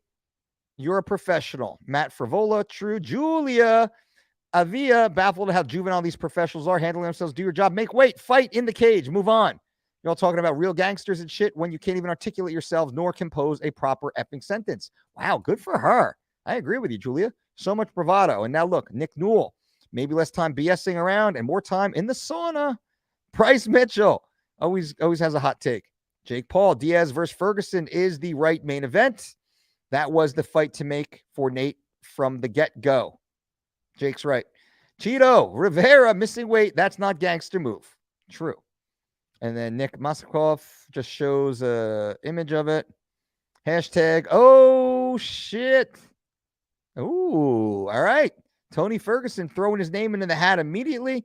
Chris Weidman, my man, former Dolce Diet athlete. Chris Weidman, always a medical issue. Face slap, Punk moved to miss weight by that much and come to the scale smiling. He doesn't deserve that fight. It's cheating.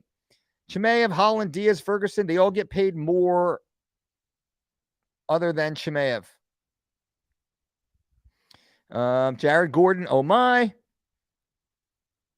Masvidal says there's only 2 flights left. Let me know. Yeah. So there we go. What do you guys think? Who do you think is going to step in and take it? Who's going to step in and take it? That's the question here. That's what I want to know. Oh, Chocolate Pudding has a fitness question. I'm making gains while at a calorie deficit. Well, determine the gains that you're making. You making fat loss gains? Yeah. Are you making endurance gains? Sure. Are you making strength gains? Very possible. Are you gaining muscle growth gains? I've seen it happen. Are you taking anabolic steroids? Are you on any exogenous growth agents, which you can definitely grow if you're on a certain selection of PEDs while in a calorie deficit? So Chocolate Pudding, good for you for making gains, but we would need more context to properly diagnose and theorize on the mechanisms behind your gains, which I'm happy to do that.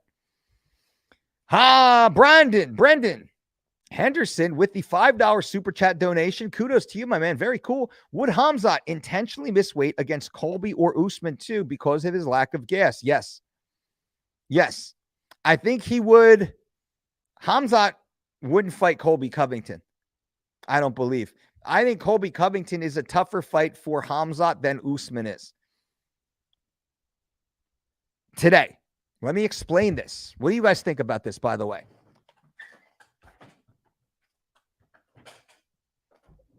My chair is sinking here a little bit. All right. It is my contention, and let me know what you think about it. Leave it in the comments for sure. It is my contention, Brendan, that Colby Covington is a harder fight for Khamzat than Usman is because of, one, Colby's pace, two, Colby's chin. Khamzat, I believe, does not have the wrestling pedigree to beat Colby. I do not believe Khamzat has the chain wrestling abilities to beat Colby. I think Khamzat looks at Colby and he is terrified of Colby's pace and the inability to finish Colby. Usman now has shown he is chinny. And I don't say this with disrespect. You see a guy get knocked out, you say, I can do that too. We haven't seen that yet. Now, Usman beat Colby twice. True, Colby's the harder fight. Usman on the Joe Rogan show was in awe of Colby's conditioning, right? He was in awe. He said, that guy keeps a pace like I've never seen before. Khamzat sure as fuck isn't going to fight Colby, where Usman is more of a counter fighter. Usman is happy to lay back and counter wrestle, counter strike. Usman will push the pace a little bit just to stay in control, but Usman's not pushing that pace. Colby is pushing the pace.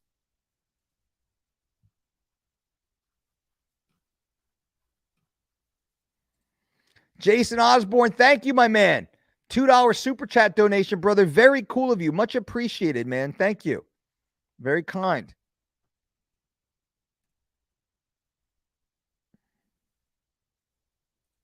This is an interesting question. The conscious movement says, how do emotions impact general gains? Being happy, being unhappy. Elaborate for the people, please. Well, our state of mind is clearly affected by our emotional state. When we are sad, when we are depressed, our body acts in the manner with which we think. Soon we're not motivated. We don't eat when we should. We don't eat what we should. We don't avoid things that we should. We don't sleep as well as we should. We don't take as good care of ourselves as we could. And then we go to the gym and what happens? We're not as fueled. We're not as recovered. We're not as motivated. We don't train as hard. We don't push ourselves farther. We don't have the confidence to believe in ourselves. So as a result of that, we simply underperform. And this underperforming has a direct impact on our gains or lack thereof. Michael H., if the headliner changes, does the UFC offer refunds to those who prepaid for this event? No, most of the time. Now, the UFC can make that concession should they want to. Usually they do not. I actually don't recall any time that they have, although it may have happened. Usually they do not. That is a great question, though. Because I would be less excited, I think, to pay for a fight that I didn't want to see. If I paid for Nate versus Chimaev and that's what I wanted to see, and they came out with Nate versus, I don't know, the number 7th ranked welterweight, maybe, whomever that might be, no disrespect, I'd be like, maybe not.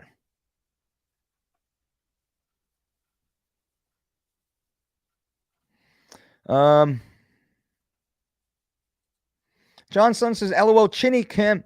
Come on, that kick would sleep anyone. Well, here's the thing. And I'm not saying that. I like Kamaru. I'm not saying that to be disrespectful, but what I'm saying is, and I've been around the combat game a long fucking time. Most of my best friends are fighters, former fighters, coaches. All coaches are former fighters. I've been around it a lot. I've been knocked out myself. My friends have been knocked out. I understand it. You look at a guy like Chuck Liddell. Chuck Liddell would walk through punches for decades. Quentin Rampage Jackson knocked him out once with one punch. That would have knocked anybody out. From that point forward, Chuck Liddell could not take a fucking jab without dropping. TJ Grant, Chris Holdsworth, two great guys.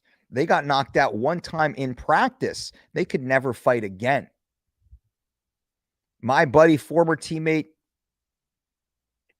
Ryan the Lion Schultz. He got knocked out by Chris Hordecki. He got knocked out many times thereafter. The point is, once these guys get knocked out one time, fuck, man, the gate's open. Especially an athlete that never gets knocked out, and all of a sudden, boom, they go down. Number one, and we'll talk about the psychology here, they become gun shy. It changes them. It changes them. It changes their approach. It changes their setups. It changes their strategy. It changes their insertions. It changes how they get in and get out of range. It changes their defense. It changes their offense. It changes their strategy. It changes their fight style. Kamaru Usman will be a different fighter when he comes back.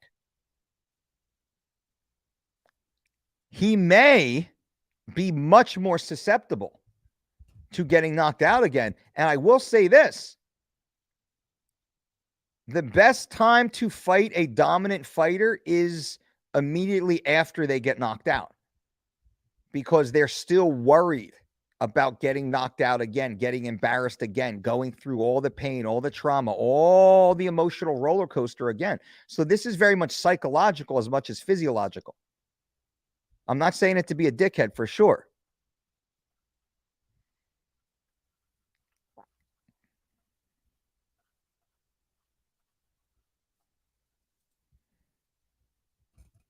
Hooligan, bam! $35 super chat donation. Very kind of you. I appreciate that, Hooligan Racing. Thanks. Finally, someone who's speaking some sense. Well, I appreciate that. That is a beautiful donation for such a kind comment without even a question. So thank you. I'm just telling the truth, ladies and gentlemen. Remember, I'm the most honest man in fitness and fighting. We'll say that too. I have no horse in the game. I can simply sit here and tell you the truth and not worry. I don't care about, I'm not going to piss anybody off. I'm not worried if anybody gets mad. I will tell you the truth about everything. No problem. Clearly, if you've paid attention to this live stream, you hear just a dude telling the truth who has a lot of inside information and experience, by the way.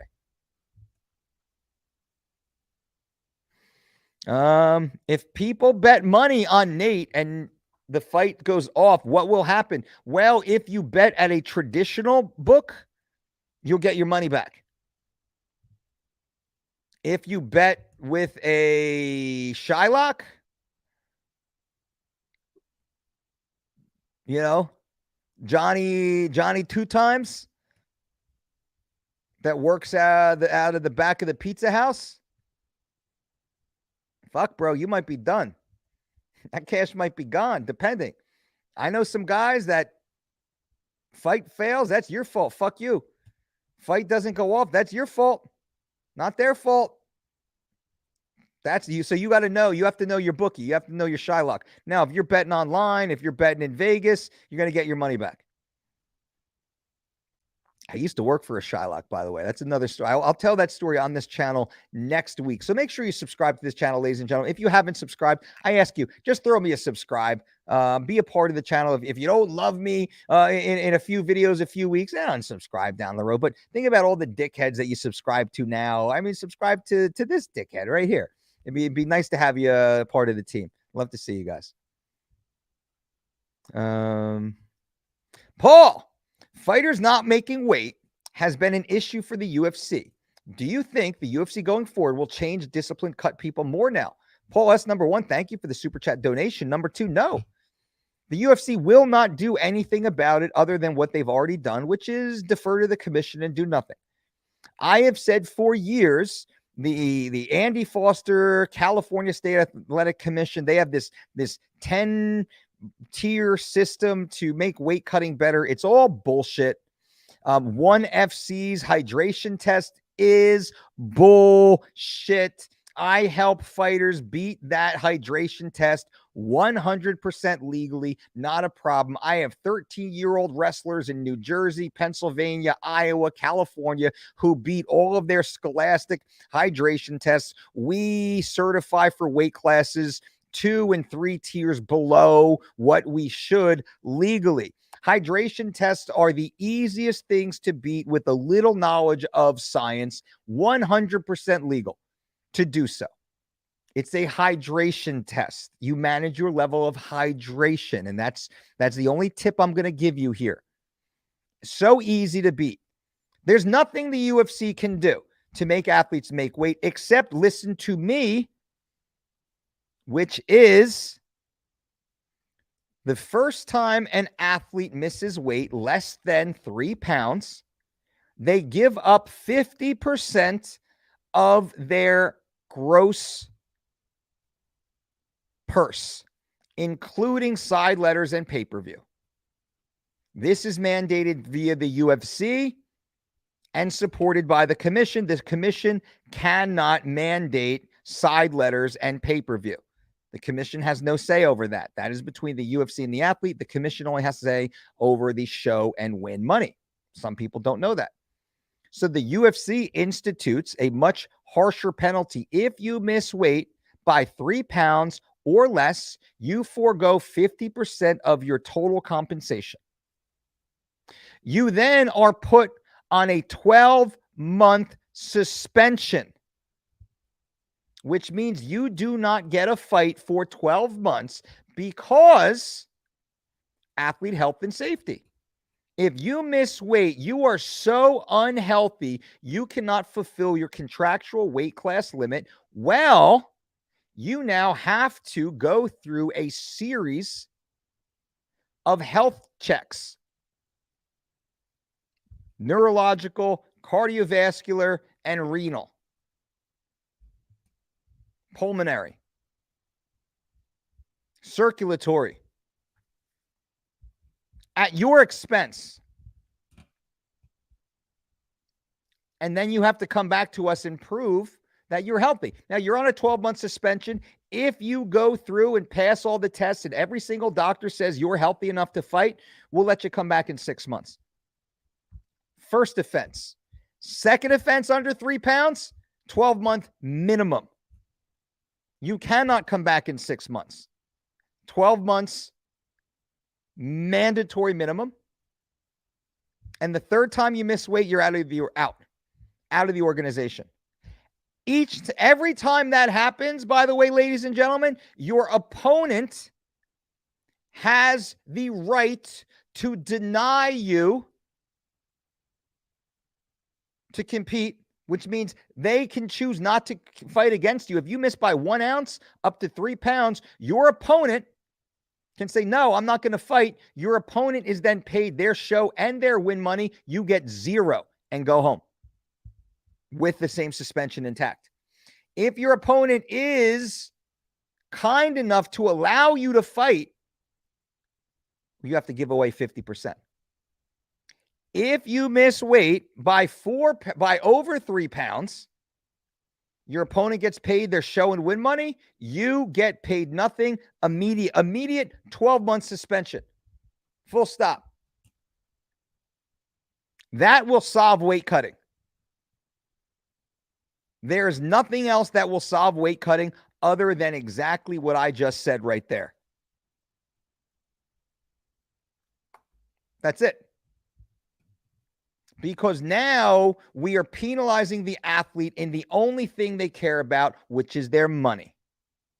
Giving away 20% of your purse, Khamzat Chimaev is laughing at you. He's laughing at giving away 20% because he knows if he gives away 20% and beats Nate Diaz, he will walk into a 7-figure contract. He is literally jumping over a nickel to pick up a $100 bill. But if Khamzat was told you forego 50% of everything and you can't compete for a year.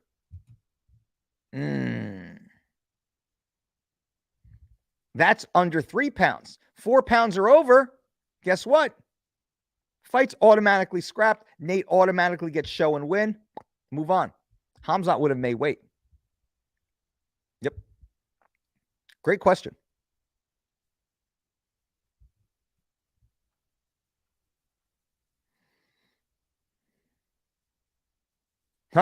That's not 35 LO. It's 35. What's 35 ZAR mean?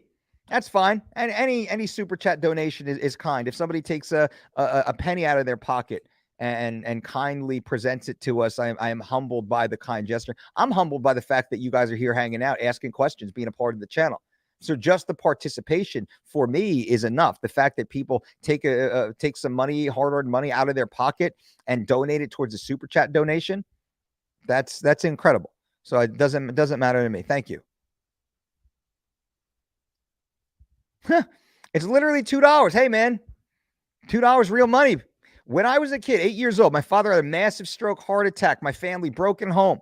My stay-at-home mom had to start cleaning houses. Our heat, electricity, hot water got turned off, broke. No food, literally no food. So at 8 years old, I am starving, freezing. I live in a little beach community with a marina. One of my neighbors works on these charter fishing boats, an older guy. He was older at the time. He was 18 years old. He's like a second mate on a fishing boat. He said, why don't you come up, see if you can get any work up there? I go up, I go to his boat. I get a job working on his boat as what's called a dock rat. Anyone in the fishing community, you understand. Kind of like a greenhorn, but I don't go out on the boat. I stay on the dock. So when the boat comes into dock, me as the dock rat, I clean the entire boat. These are 60-foot charter fishing boats, 2-3 days out in the middle of the Atlantic Ocean, bluefish trips, fluke trips, tuna trips, when the weather was right. So I would go out, I would work for 3 hours cleaning these disgusting, filthy, bloody, scaled fishing boats, and the mate would pay me $2. So at 8 years old, and I'd run home from school. I'd throw my backpack down. I would put on my dirty little clothes that are pretty much unwashed because we had no running water and no electricity anyway. We'd have to wait to go to the laundromat once a week, all embarrassed, walking through town with garbage bags filled with clothes at nighttime to walk up to the laundromat in the middle of town, right? It's super embarrassing and humbling, by the way. But I would run up to the boats to get there just in time. So they'd come in somewhere between 2:30 and 3:30, and I'd be standing there with the rope, and I'd throw the rope onto the boat. They'd get tied up. I'd get on, and I would just fucking work. I would work my ass off for that $2. So at 8 years old, I made $2 per day, 5 days a week, and on Saturday and Sunday, I did the half day and full day. So I made $4 a day Saturday and Sunday. So I was making $18 per week at 8 years old. That's real money. That's real talk. So when you say that Czar paid me $2, that makes me immediately think I would work 3 hours busting my fucking back with fish gills and blood and cleaning the head, which is the shitters on the boat, doing the most disgusting work for $2 a day to work 3 hours. I will gladly and humbly accept a $2 kind donation here to this channel and be appreciative of it. So that's just a little side note, a little story there. Story time. Robert says, we are in for a show. UFC got plan A, B, and C. That is the truth. That is the truth.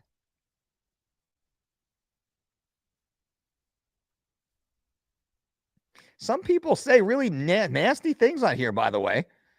You ever notice? I'm going through the stream, and I see all this nice stuff and just commentary and people agreeing or disagreeing with what I say.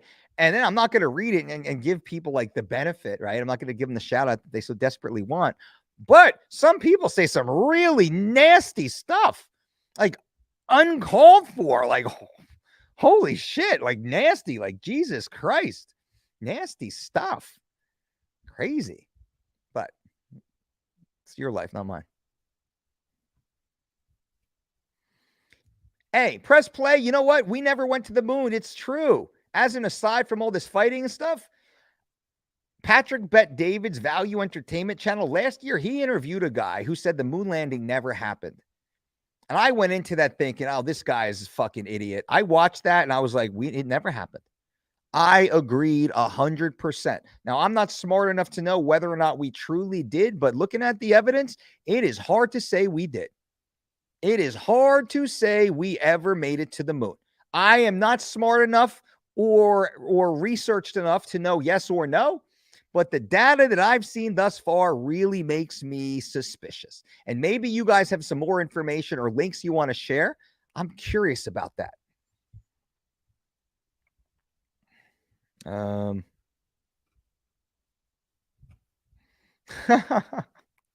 People still talking about the $2 czar.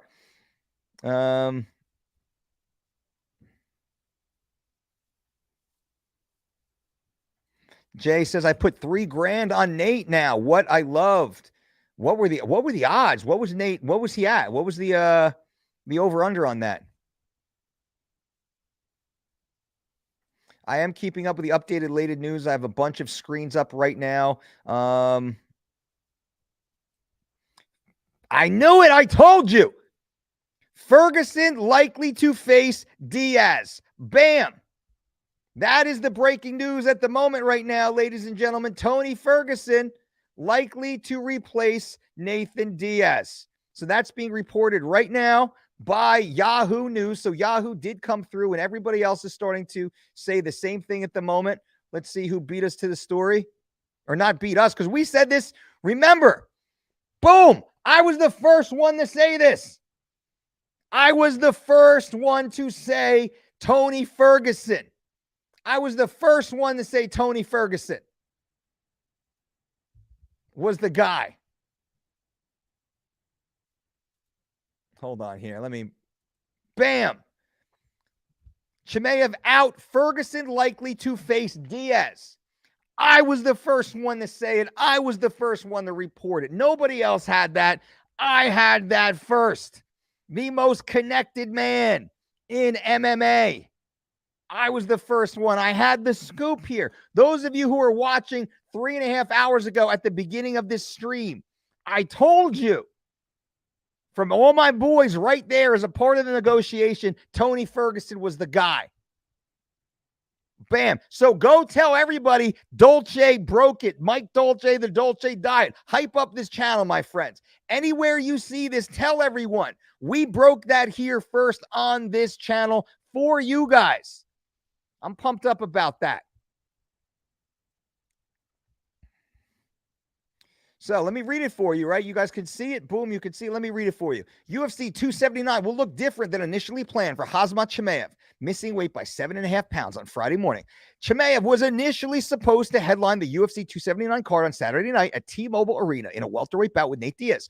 While Diaz weighed in at 171, Chimaev missed weight significantly. So instead, Diaz is in talks to fight Tony Ferguson in the co-main event on Saturday night. This will mark the last fight on Diaz's current contract. Ferguson was supposed to square off against Li Jingliang on the card on Saturday, and I think I said that correctly. And both of those fighters weighed 170.5. With that fight in the works, UFC is working to finalize 2 other bouts to round out the card. Chimaev is reportedly going to fight Kevin Holland instead. About to be sure to be heated. After their altercation earlier this week, Holland was going to fight Daniel Rodriguez on the card initially. Rodriguez and Jingling are reportedly in talks to fight to round out the card. The fights have yet to be confirmed. Right now, Ioli is saying that there's no clear resolution. Diaz, Ferguson, Holland, Chimaev, and Jingling, Rodriguez, but none of that is done yet. That's right, because let me send a text message right here. Hold on a second. This dude making the sport look bad. All right. I'm going to send a text. I'm going to see how close they are and what the holdup is.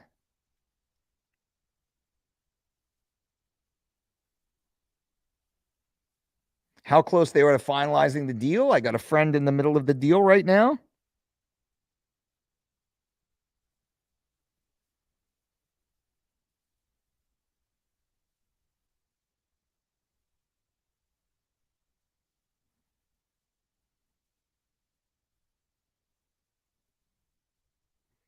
All right. So I'm going to try and really dig down deep. But remember, I broke it first that Tony Ferguson was the guy, that Nate Diaz was likely going to fight Tony Ferguson. I told you that to you guys 3.5 hours ago. Not long after Chimaev missed weight and stepped off the scale, I had that already on my phone, breaking news. Bam. So for everyone who talks shit inside this stream and said, I'm clickbaiting, double finger Nate Diaz to you, because I was spot on. I was right. I knew the fight was off. The Chimaev fight was off. Bang. It's nice to be right. It is nice to be right in this era of social media and all of the trolls. And you guys were here and you were a part of it. And I appreciate that. So this is all of our victory at the moment. Everybody here, everybody on. No, Cormier didn't say it first. I said this as weigh-ins were still going on. As they were still going on, I said this. So don't, and I said it to you and I said it live. Let me see what DC said.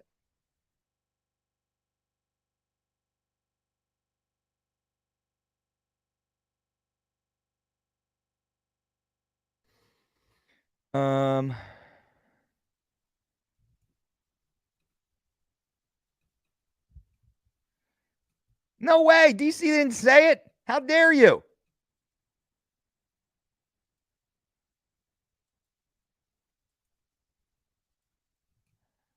He didn't say it. An hour ago, 1 hour ago, he says, my thoughts from before the Khamzat weigh-in. I got news early, and this is what I was thinking. I'll keep the updates coming. That was an hour ago. We've been on the street for over 3.5 hours. I told you 3.5 hours ago. Huh. So please just don't get it twisted. And this is all, it's all proof. It's time-stamped. We were the first ones to say it. We had the inside information. We have multiple people in multiple camps and even behind the scenes inside the organization. I've been 100% open and transparent in exactly what's going on, even to the contract negotiations.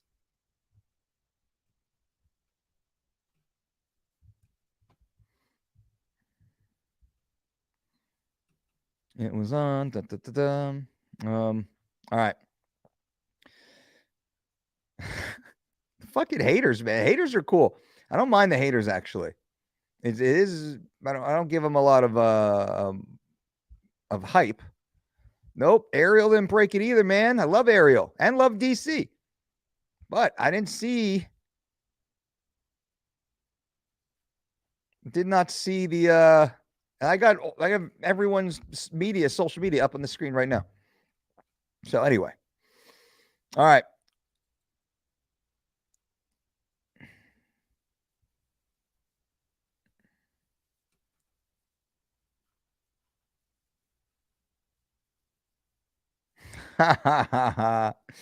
Nice. Nope. Did you see them fake the moon landing, though? I know, right? I don't know. That's the thing. I don't know. I don't know enough to know whether or not. I believed it my entire life, and then I watched Patrick Bet-David's Value Entertainment show, and he had this guy on there, and this guy, man, he brought it. He had so many factual points, which was, it was hard. It was hard not to sit there and if nothing, I want to say agree, but definitely doubt a lot of the BS.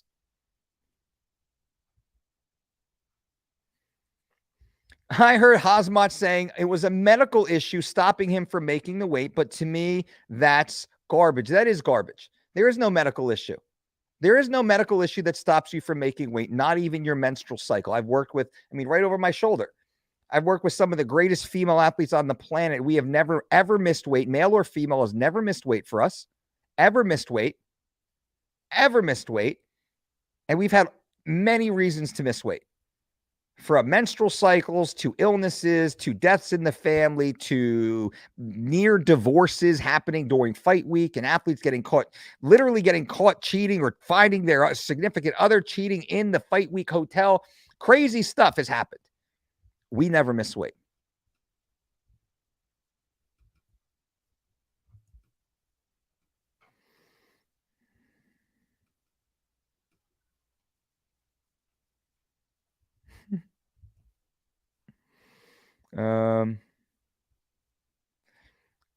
Bo Hirschberger. What's up, Bo?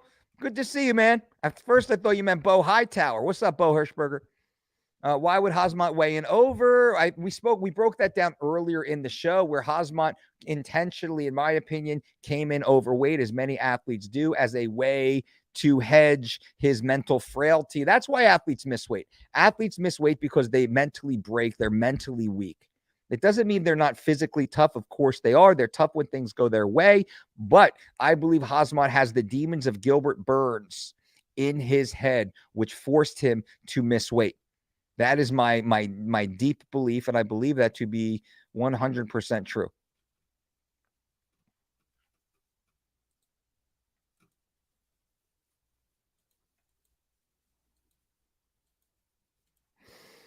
What else we got here?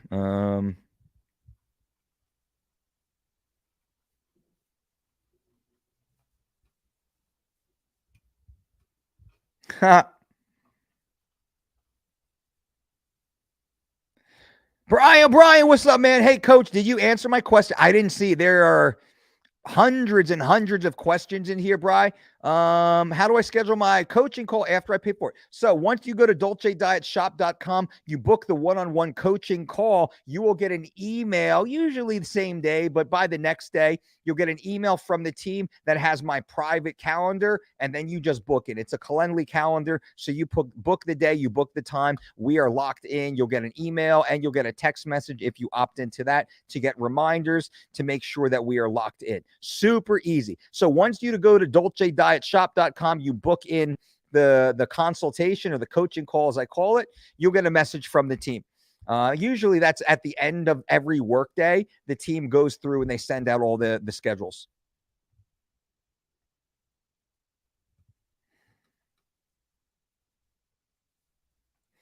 Chill says, someone said they watched Khamzat eating and drinking at some restaurant for over 2 hours yesterday. I've heard that a lot also. I've heard it actually behind the scenes, and I do believe that to be true. But it's not uncommon to be eating and drinking the day before weigh-ins. In fact, you should be eating and drinking the day before weigh-ins.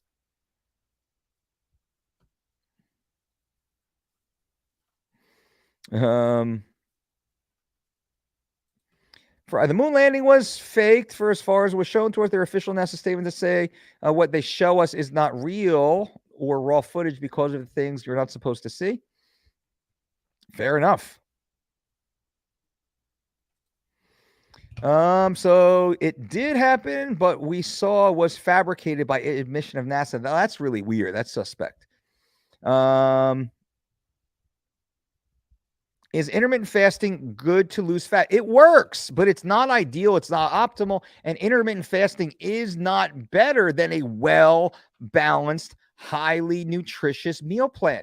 So intermittent fasting is good short-term, but medium to long-term, it is not good and it's not sustainable. And there is a very low compliance on those who follow an intermittent fasting protocol, especially if you're trying to perform moderately athletically. So people think I bash intermittent fasting, I bash it's not a matter of bashing, it's a matter of the conflation, where those extreme restriction fad programs have short-term benefits but long-term high attrition rates. What we suggest here is slow and steady. Focus on high net nutrient, healthful whole food spread evenly throughout your day based upon your activity, your background, and your lifestyle. Typically, this is what we call the 4x4. 4 meals spread 4 hours apart 4 times per day. Focus on lean proteins, green and vibrant colored vegetables, and clean burning carbohydrates. So we say lean, green, clean. Lean proteins you can be a vegan if you want to. I mean, heavy meat, that's fine, but I would prefer moderation. It works best for most. Now, you individually, physiologically, you might have a propensity to skew a little one way or the other. That's fine, but you don't know that until you've established a baseline. This is what we call our Living Lean program. Living Lean is designed based upon the most relevant science, tempered with 30 years of practical experience in tracking this to help people massively change their bodies, lose fat, increase muscle tissue, improve performance, increase health parameters by simply eating high net nutrient, healthful whole food spread evenly throughout the day. That's the way to do it. It's not by fasting. Fasting is a easy way to drop calories, but when you drop those calories, you usually create nutrient deficiencies.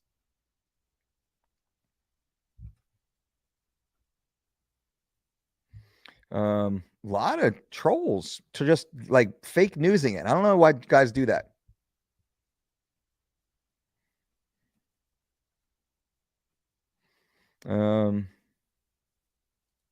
Jorge, thank you from France for keeping us up to date. You rock, bro. Bro, I appreciate that, Jorge. Thank you.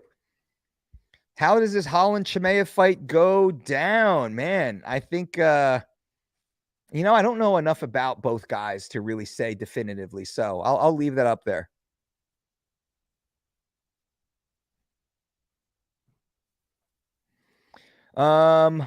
Mike, who do you got if it's Ferguson versus Diaz and Holland versus Chimaev? I think Diaz beats Ferguson. I'm pretty confident in that. You never know, man. Tony's tough, but I think Diaz beats Ferguson for sure. And Holland versus Chimaev, I'm going to say Chimaev. I think that fits. That's a good fight.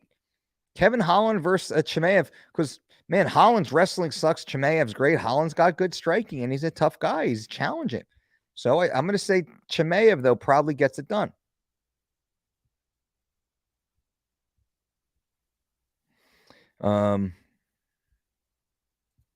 How much weight gain is allowed per minute for the rehydration process? Well, we have a concept we call 3-week weight. What you weigh 3 weeks before competition should be your competition weight, because 3 weeks out, you should be about as lean as you need to be. Once we get to that 3-week out point, we're not really trying to lose body fat anymore. We're simply managing hydration levels to make that weight cut as easy as possible. That's really what this 3 weeks to shredded concept comes to, although in 3 weeks to shredded, we certainly build in a pretty massive fat loss component. When we're working with elite athletes, it's slightly different in that we don't want them so focused on calorie deprivation as they get closer to competition. That's why our 3 weeks to shredded program is so successful. We're not forcing people to cut calories. We actually work on a concurrent calorie and carbohydrate cycle. So the calories and carbs are constantly being flowed up and down, at the same time, but irrelative of each other, which means as your carbohydrates go up, sometimes your calories have gone down for that day. And as your calories go up, sometimes your carbohydrates have gone down, even though your calories are higher at the end of the day. So it's a concurrent carb and calorie cycle. We try and keep protein relatively static all the way through to enhance muscle protein synthesis and muscle retention. And then we also waive carbohydrates and fat. So there's an ebb and flow with fat and carbohydrate. So we're never really dipping deeply into calorie deprivation, but we can change total body composition as a result of this, which allows the athletes to look great, feel great, compete at very high levels, and most importantly, make weight 100% of the time, which is what we are known for.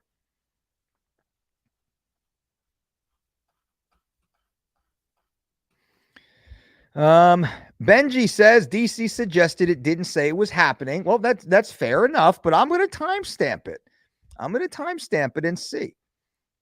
I'm going to see. I think I broke this first. I mean, it's what do we? People are getting mad at me for having fun here on our channel. Come on, guys, we're just having fun.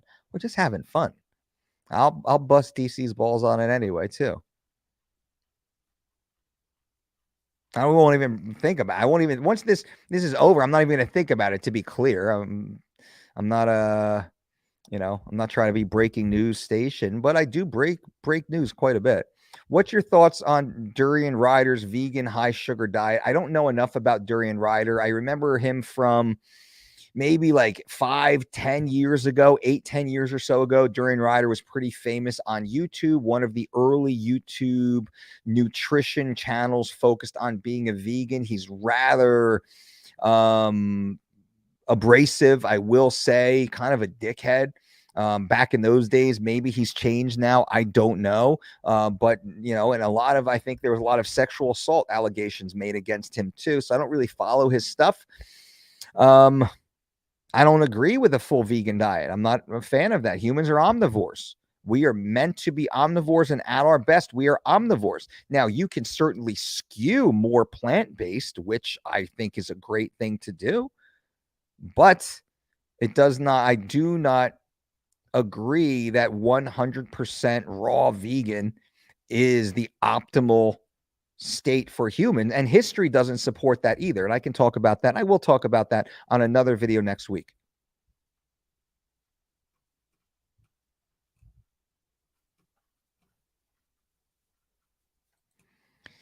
Eli, invest in Tesla. Thank you, Eli. What's going on with Tesla? I am an investor in Tesla, by the way. I invest in Tesla through index funds, but also I got a couple dollars in Tesla,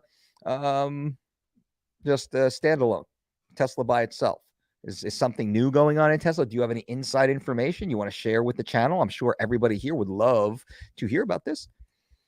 Is it realistic for a 5'8" natty, 15 to 20% body fat to be 200 pounds? Yeah, I would say it's very 15 to 20% body fat. That's a little fluffy. I'd want you to be sub 15. I'd want you to be walking around closer to 12% body fat. That would be ideal. And I don't really care about your body weight. Focus on body composition. Most people get so hung up on what the scale says instead of what the mirror shows. And if you forget about the scale and you really focus on progressive overload and multi-joint compound movements, like on a push-pull leg type of protocol, where you're focused on 3 to 5 exercises of, you know, anywhere between 8 and 24 repetitions, closer to 12 to 16 is probably and a lot of good data supporting this now for general fitness enthusiasts, as we talk about skewing more towards sports specific and skill specific. We can change that, but 12 to 16 repetitions pushed to near technical failure, 3 to 5 multi-joint exercises, 3 to 5 working sets of each. This is where you're going to see the greatest blend of muscular hypertrophy, muscular endurance, soft tissue elasticity, joint health, substrate utilization, and general well-being. That's the fact. So that was, hopefully you have heard that and appreciate that. This channel, if you dig back into my videos, you'll see tons of videos on topics such as this.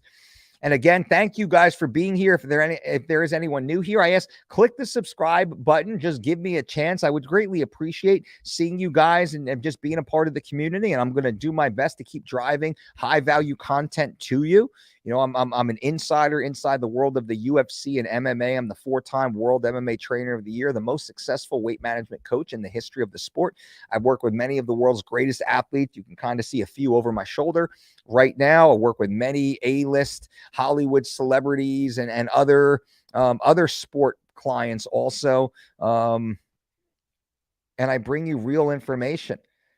I don't push crap on you. I don't try and sell you wolf tickets, as Nick Diaz had said years ago. I just tell you the facts. I tell you the truth. I want you to live your very best life. I want you to live long, live longer, better. That's our motto here.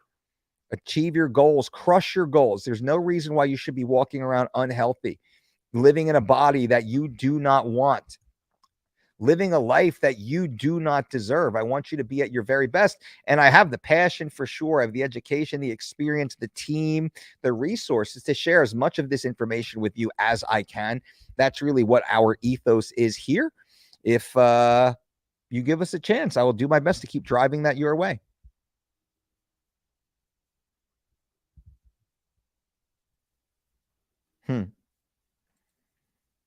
That's possible. James says, I say merge the divisions, flyweight, bantamweight, feather and light, welter and middle, light, heavy. In the street, you can't ask someone to weigh in. Yeah. Some people want more weight classes. I think less is probably better.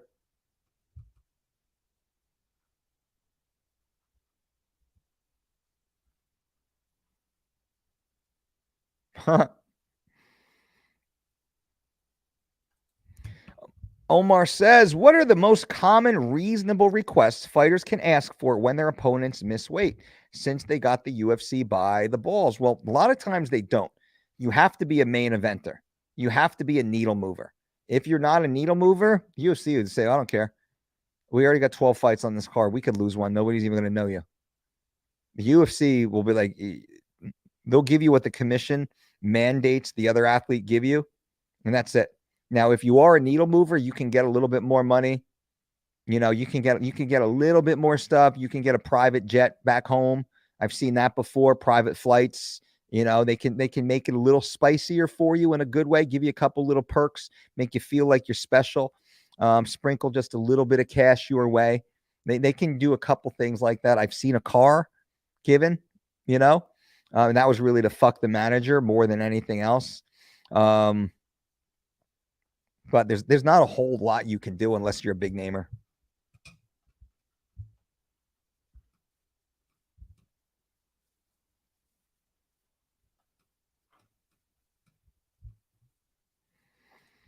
Austin, your title does imply it's confirmed. LOL, speculative is fine, but I recommend making it clear. Austin, the title of the video is... What is the title? What is the title of the video, actually? Let me briefly, because I know the fight is off. Right? Fight is off. Breaking. Khamzat misses weight. Fight with Diaz canceled. That's not speculation. That is fact. When I came on, the fight was off. That was a fact when I logged on 3 hours and 55 minutes ago. When we went live here, the fight was off. As soon as Khamzat Chimaev missed weight, the fight was off. And I explained this earlier. As soon as he missed weight, the fight was off. Because he broke the contract.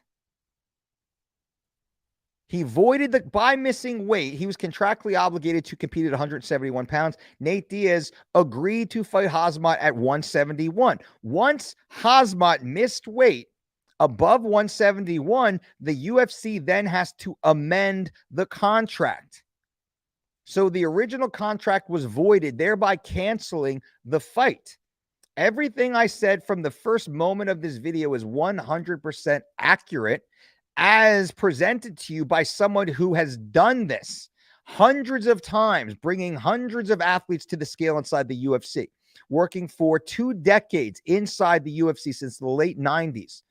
I've been bringing athletes to the UFC scale. So when I said, as soon as he missed weight, fight's canceled, fight is off. And because I am one of the most connected people inside the sport, I knew immediately that Khamzat, that Nate's team, was not trying to fight him. Nate's team is fucking Khamzat on purpose to not give him the opportunity to fight Nate Diaz. I knew that immediately, which is why I said Tony Ferguson's going to be the guy. So I was correct that the fight was canceled, number one, and I was correct that Tony Ferguson was going to be the guy, number two.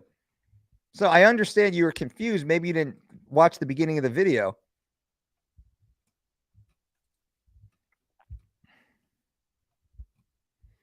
Miguel says, I heard Nate got some of his teammates UFC contracts. That is possible.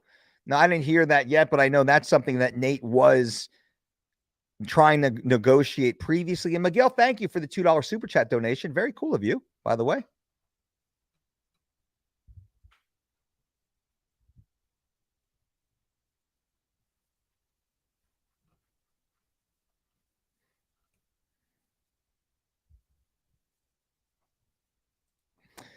Sugar Sean is not on a vegan diet.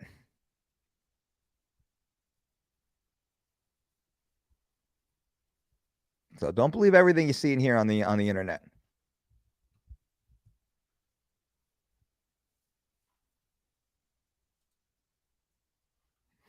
Dana's going live to clear everything up at 6.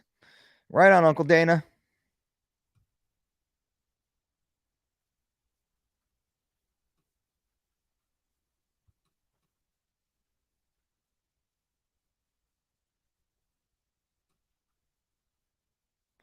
How much weight can a fighter gain after weigh-ins up until fight night? As much as they want. But how much should they gain is the question. We say they should not go above their 3-week weight, which is what they weighed 3 weeks ago, which is what they should pretty much walk into fight week near. We don't like to see athletes cutting any more than 4% of weight during fight week. MQ says, hey, coach, a friend of mine recommended taking MK677. He said it's not roids. I really don't know. Can you elaborate? Absolutely not. Absolutely not. MK677 is a growth hormone compound, secreting compound. I forget if it's a SARM or a SERM. It's one of that gray market categories of drugs that has 0 long-term medical studies done on it. If you are looking for some sort of growth hormone enhancer that is not a human growth hormone, you might want to look at a peptide, which you can legally get prescribed to you from a medical doctor. You can look at something like tesmorelin or ipamorelin or a CJC, is it CJC 1295? You can look at some of these peptides, probably tesmorelin and ipamorelin. Those are probably the 2 most researched, most effective, and I would say much safer than an MK677, which is an oral compound, which you want to stay away. I would strongly suggest you stay away from that shit.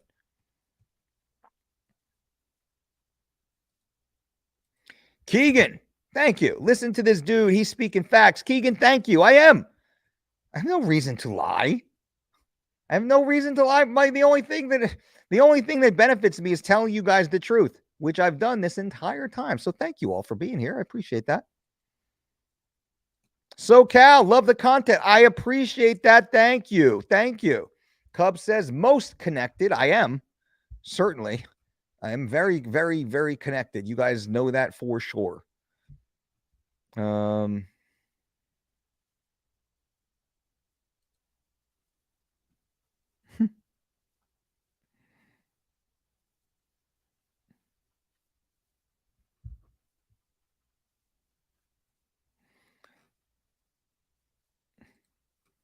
JC says, I took pro hormones and they messed me up.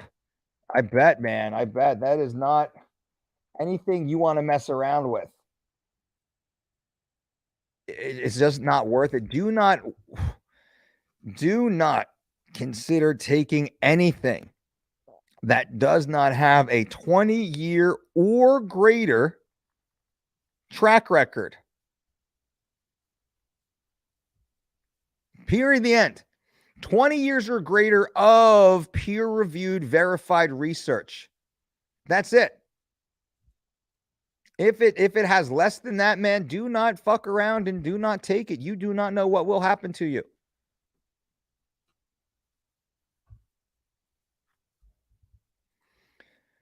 Miguel, tips on losing fat from the chest. I've had no luck. Now, here's the thing. In order to lose fat from the chest, you must lose fat from the rest of the body.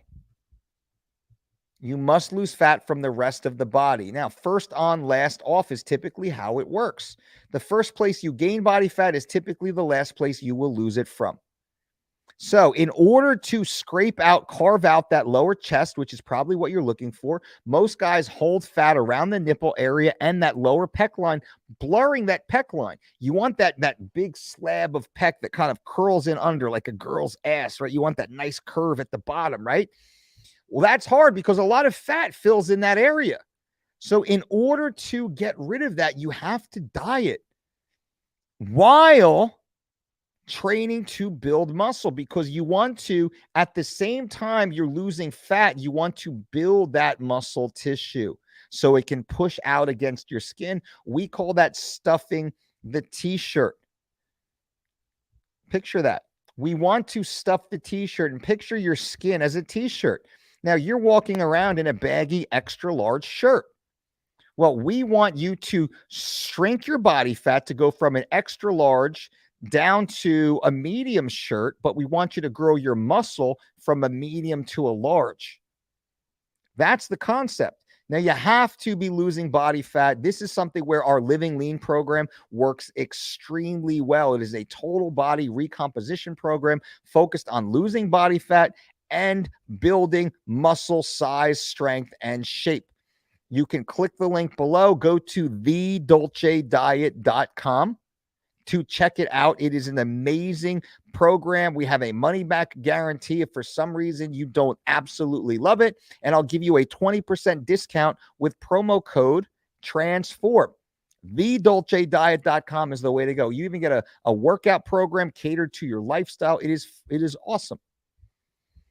Aaron says, I've lost 20 pounds I've lost 220 pounds. Wow, since January of 21. Wow, Aaron, great for you. I'm feeling good other than the identity change. I've struggled not seeing myself as fat. Any suggestions? Well, I didn't lose 220 pounds. I lost 110 pounds. I was 282 pounds in my mid-20s as a competitive power lifter, which I was just using that as an excuse to overeat and be fat. But I was strong. So I could say because I could deadlift 700 pounds, I could justify being 280 pounds. I was Big Mike. And then I had a general checkup at my doctor. I had healthcare. I had a doctor's appointment, general checkup. I go to the doctor. She runs all the tests, and she says, what is wrong with you?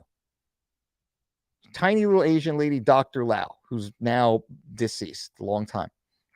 I'm sitting there in the chair, all 280 pounds of me. She barely weighs 100 pounds. Tiny little 5'2" Asian lady pointing at my chest. What is wrong with you? You're a stupid boy. Why do you do this to yourself? I was like, she's like, look at you. This is not right. I was like, oh, holy shit. Blood pressure was high. She ran blood work, which turned back to be high cholesterol, high LDL, low HDL, all the typical metabolic syndrome shit I was dealing with at that time. I immediately decided no more do I focus on sports performance, getting across the finish line first. I was still training high-level athletes at this point. I was a high-level strength athlete at this point. But I was only focused on sports performance, and I said, fuck this. Now I want to focus on longevity. And this is really how I created the Living Lean program, from my own journey of losing 110 pounds, going from 282 down to 169 pounds at my very lowest. And then I built myself back up, stuffing the shirt, adding lean, healthy, functional muscle tissue over the years to now I walk around at about 208 pounds. I've recently been as low as 202. I built myself back up to 208, recomping, and now I'm going to continue. You'll see me over the next 6 weeks or so. You will see me get fucking peeled and shredded. I will then pause that. I will add about 4 pounds of lean tissue.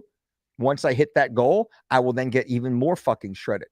So to answer your question, Aaron, I had to change my identity as not being Big Mike anymore, as being Fit Mike, as being Healthy Mike. I set goals for myself. You can see I'm sitting here right now already talking about what I'm going to do 6 weeks from now and 12 weeks from now. I define myself by my ability to set and achieve goals. I set goals that help me improve my health because left to my own devices, I can be very self-destructive. I can just overwork myself. I'm the guy that will, get on the bike and pedal until the tires pop and then find myself in an area where the fuck am I, like, just metaphorically speaking. I'm a guy that needs constant movement. I need to constantly go. So I need to be focused. If I am not clearly focused on a positive goal, man, I could spin out and get into trouble real quick. So again, to you, Aaron, you need to change your self-view on who you are, and I would base it upon what you can accomplish. You are a badass motherfucker that lost 220 pounds because you decided to do so. Now what?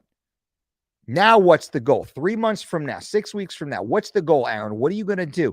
And that's how you define yourself, by your ability to conquer goals.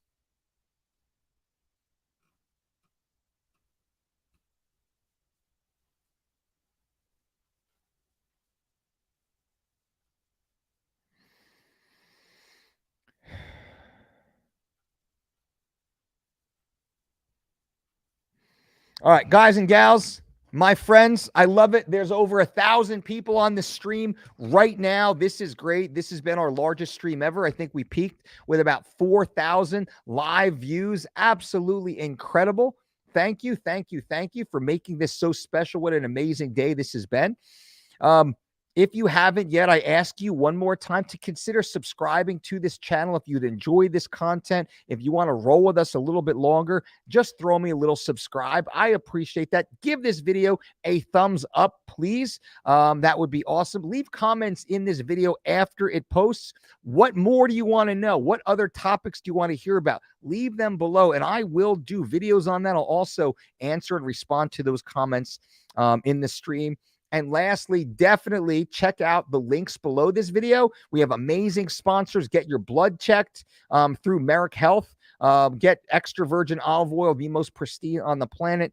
Grass-fed, grass-finished beef at Certified Piedmontese. The olive oil is Casandrinos. And also our upcoming nutrition certification and fitness conference at the end of this month. The link is down there, endorsed by the NSCA, NASM, and AFAA. So if you are a coach in one of those organizations, you will get CEUs by attending our event. All those links are below. Definitely take a look at that. I'm going to sign off right now, go home, see my family. I'm going to take them out for a nice dinner tonight. Guys, have an amazing weekend. Have a safe weekend. Take care of yourself. Live your best life. Do not pollute your bodies with all the negativity that's out there, all the bad food and the drugs and the alcohol and the porn and the attitude that all these fake-ass wannabes are trying to push onto you. Be bigger, be stronger, be better. I appreciate you guys for being here, and until next time, boom.